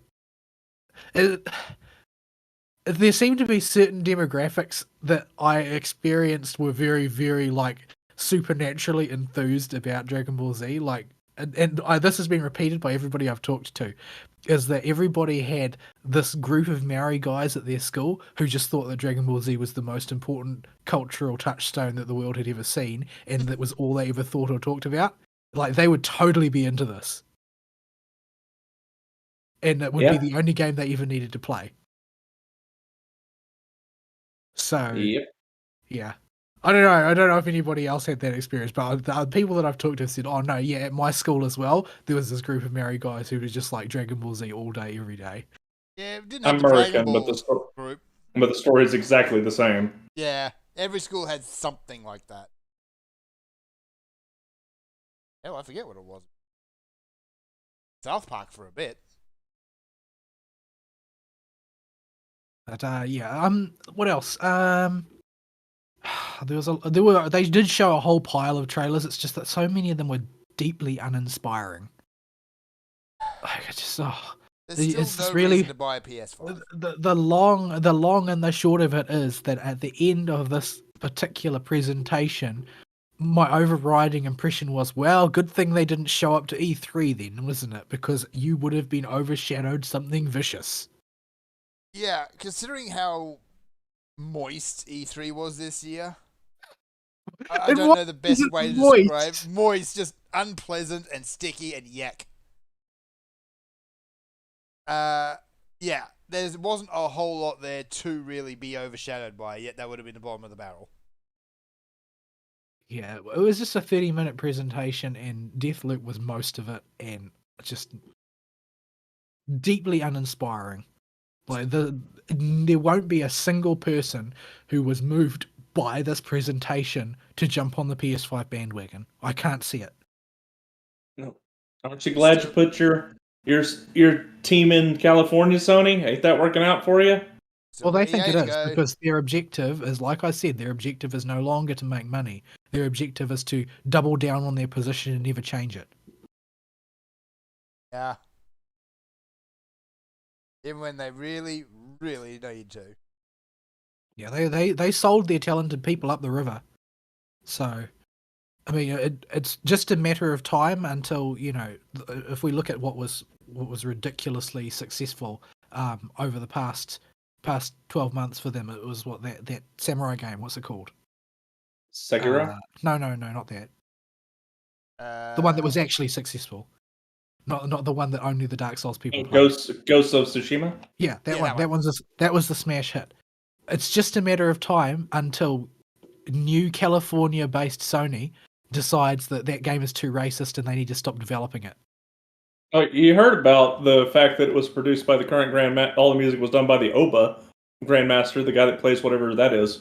And they were all incensed that it was a white guy when the white guy was the only guy that went to the Grandmaster in Japan to learn it. I remember that.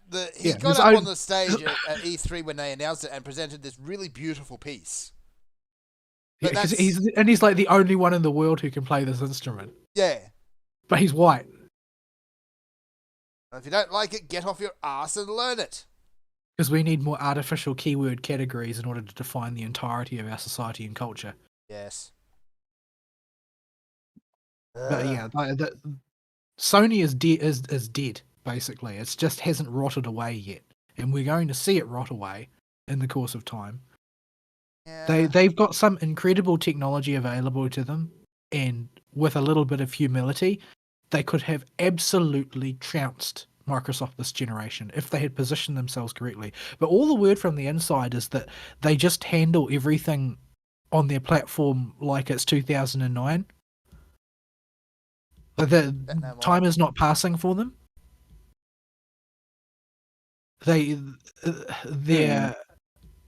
For instance, they have no algorithms in their store. None. Oh, yeah. They have... the only way to get any kind of promotion is to give them a big pile of cash. Otherwise, your product will just sit at the bottom of the list wherever it sits in the alphabetical arrangement, and you're not going to get any kind of exposure whatsoever. Like, selling a game on Sony's platform is just insanely difficult, and they don't do anything to help you because they just do things their way, and they've never thought about growing or maturing that practice, they don't have the humility to do so anymore at this point because they were so successful in the last generation.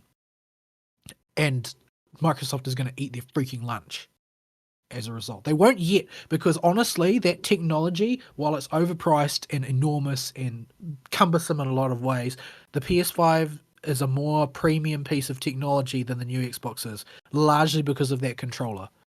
The controller allows them to accomplish things in immersion that, while gimmicky, are something that Microsoft cannot do. Their Skunkworks people probably have something on the workbench to equal it, but it's not out yet, and you need to strike while the iron is hot. But Sony are not doing so. Yeah. On the other hand, Microsoft have Game Pass, and they have basically hit on the ultimate formula for good value for money. Well, that's not going to last though. That's a maneuver that has been used to compensate for their less premium technology, and eventually the price will climb upwards. That's just the way these things go, because they'll be able to afford to at that point. What they are positioning themselves for is the ability to compete with the more premium product on value, since they can't do it on premium experience. And ultimately, that has more access for a larger portion of the population. If Sony had managed to position themselves where they weren't hitting production caps with their product, maybe that wouldn't be an issue. Maybe. But ultimately, they have library issues, they have exclusive issues, they have pricing issues, they have the general accessibility to their store issues. They are just riding on the value that their premium title franchises have, that their reputation from the past generation has. Like, they're trading on things that just don't last. Yeah. And Microsoft will catch up. They will eventually release something that delivers an analogous experience to Sony's fancy controller, and then all bets will be off. Because they will no longer be not offering something right now. I don't know. It probably varies by location. Well, EB Games isn't actually showing the console. Let me go to Amazon. Well, that's the other thing with the PS5. Even more than the Xbone, or this Xbox, you can't find any. Well, that's what I was saying. If they had got their supply chain thing right on day one, so that their market penetration was absolute on day one, then maybe this wouldn't be a problem. All right. But they didn't. They didn't at all. I go to Amazon and I search for PlayStation 5. Now, if I do the same search for Switch or for Xbox Series X, it's on page 1. The console is right there, page 1, slot 1. PlayStation 5? Nope. Not even in the recommendations. That's because you can only buy it used from $888 US. So they still have not sorted out their supply issues, and it's been how long now? Right, I'm just not on page 2. Type in PlayStation 5. PlayStation 5 console. Let's try that. The first item is a dock. First item is a controller. Second item is a controller. Third item is an incredibly expensive pair of headphones. Fourth item is a controller. Fifth item is a camera. Sixth item is a charging station. Seventh item, a media remote. Eighth item is PlayStation VR. Here we are. I actually had to search for PlayStation 5 console and then scroll to the bottom to find a listing for it, which is blank. Yeah, you have to click on it and it'll tell you from new and used from. So it includes scalpers. The Amazon listing. You click on options, buy options, or whatever you want to call it, see buying options, and it's just blank. There is one, actually. It does come from a rather shiny looking dispenser with like a 2-star rating for $1,600. The first page of hits has 3 books about the PlayStation 5 on it and no consoles. How many pages are these books? Let's see. First one, Sony PlayStation 5 Learning the Essential Features, is a 32-page book for $30. The PlayStation 5 user guide is 46 pages. PlayStation 5 gaming guide is 64 pages for $42. Good lord. Who buys these things? I don't know. Someone must. Yeah. You cannot buy a console from this site. And I'm No, just you looking at cannot buy Mighty the 8, which is console my normal purchasing site. Yeah, you can't No, buy it from they're- Amazon. You can't buy it from EB Games. Probably not JB Hi-Fi in Australia either. Let me see.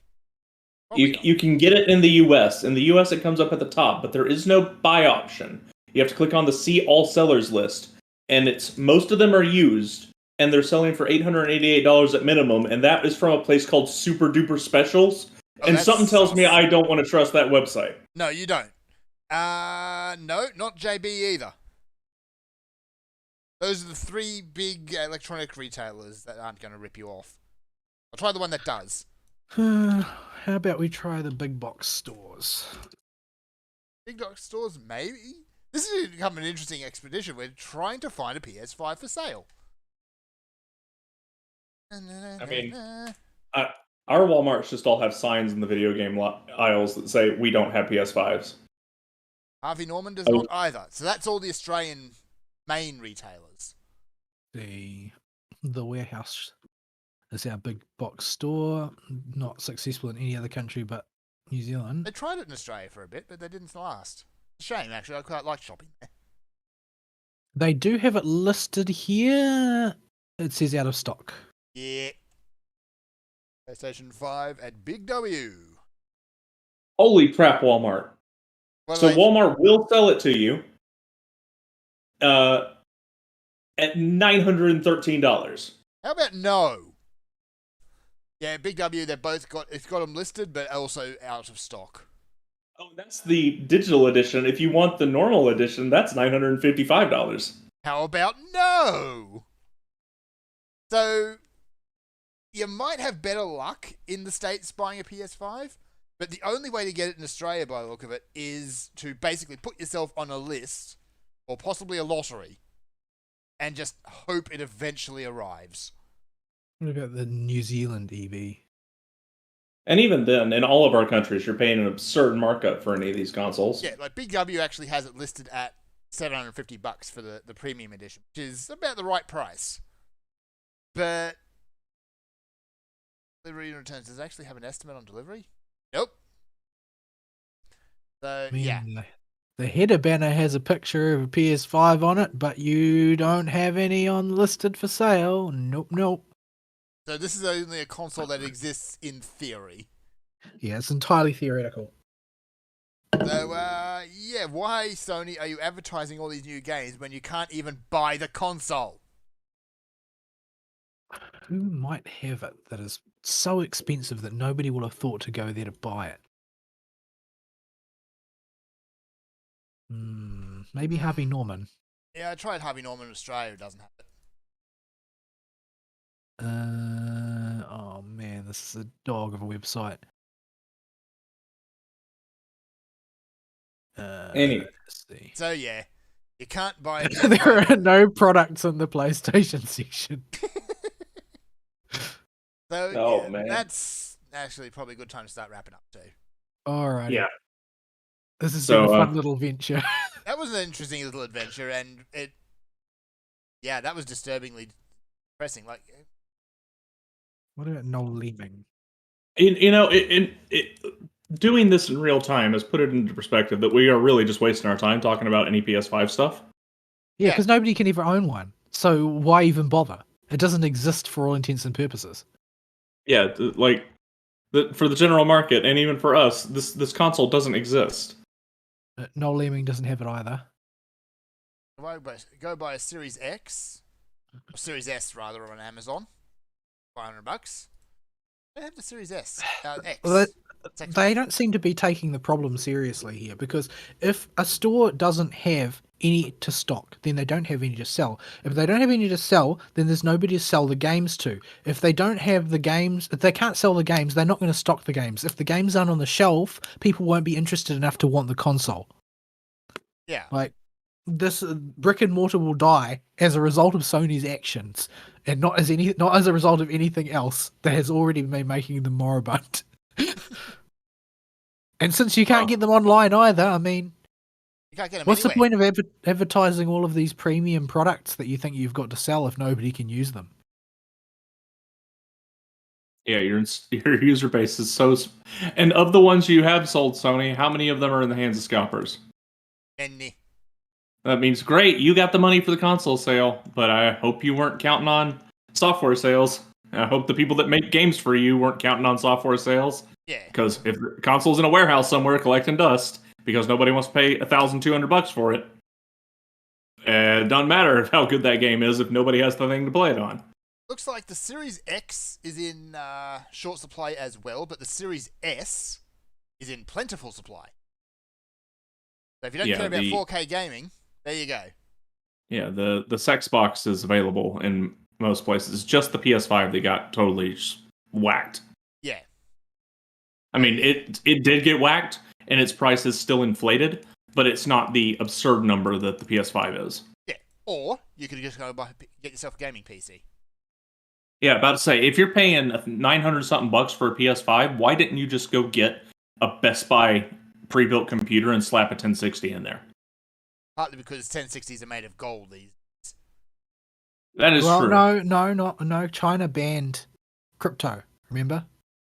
Yeah, it'll take a while for that to trickle back down. They're going to start to trickle back into the market soon. Although they won't. They're not ever going to drop back down to where they were.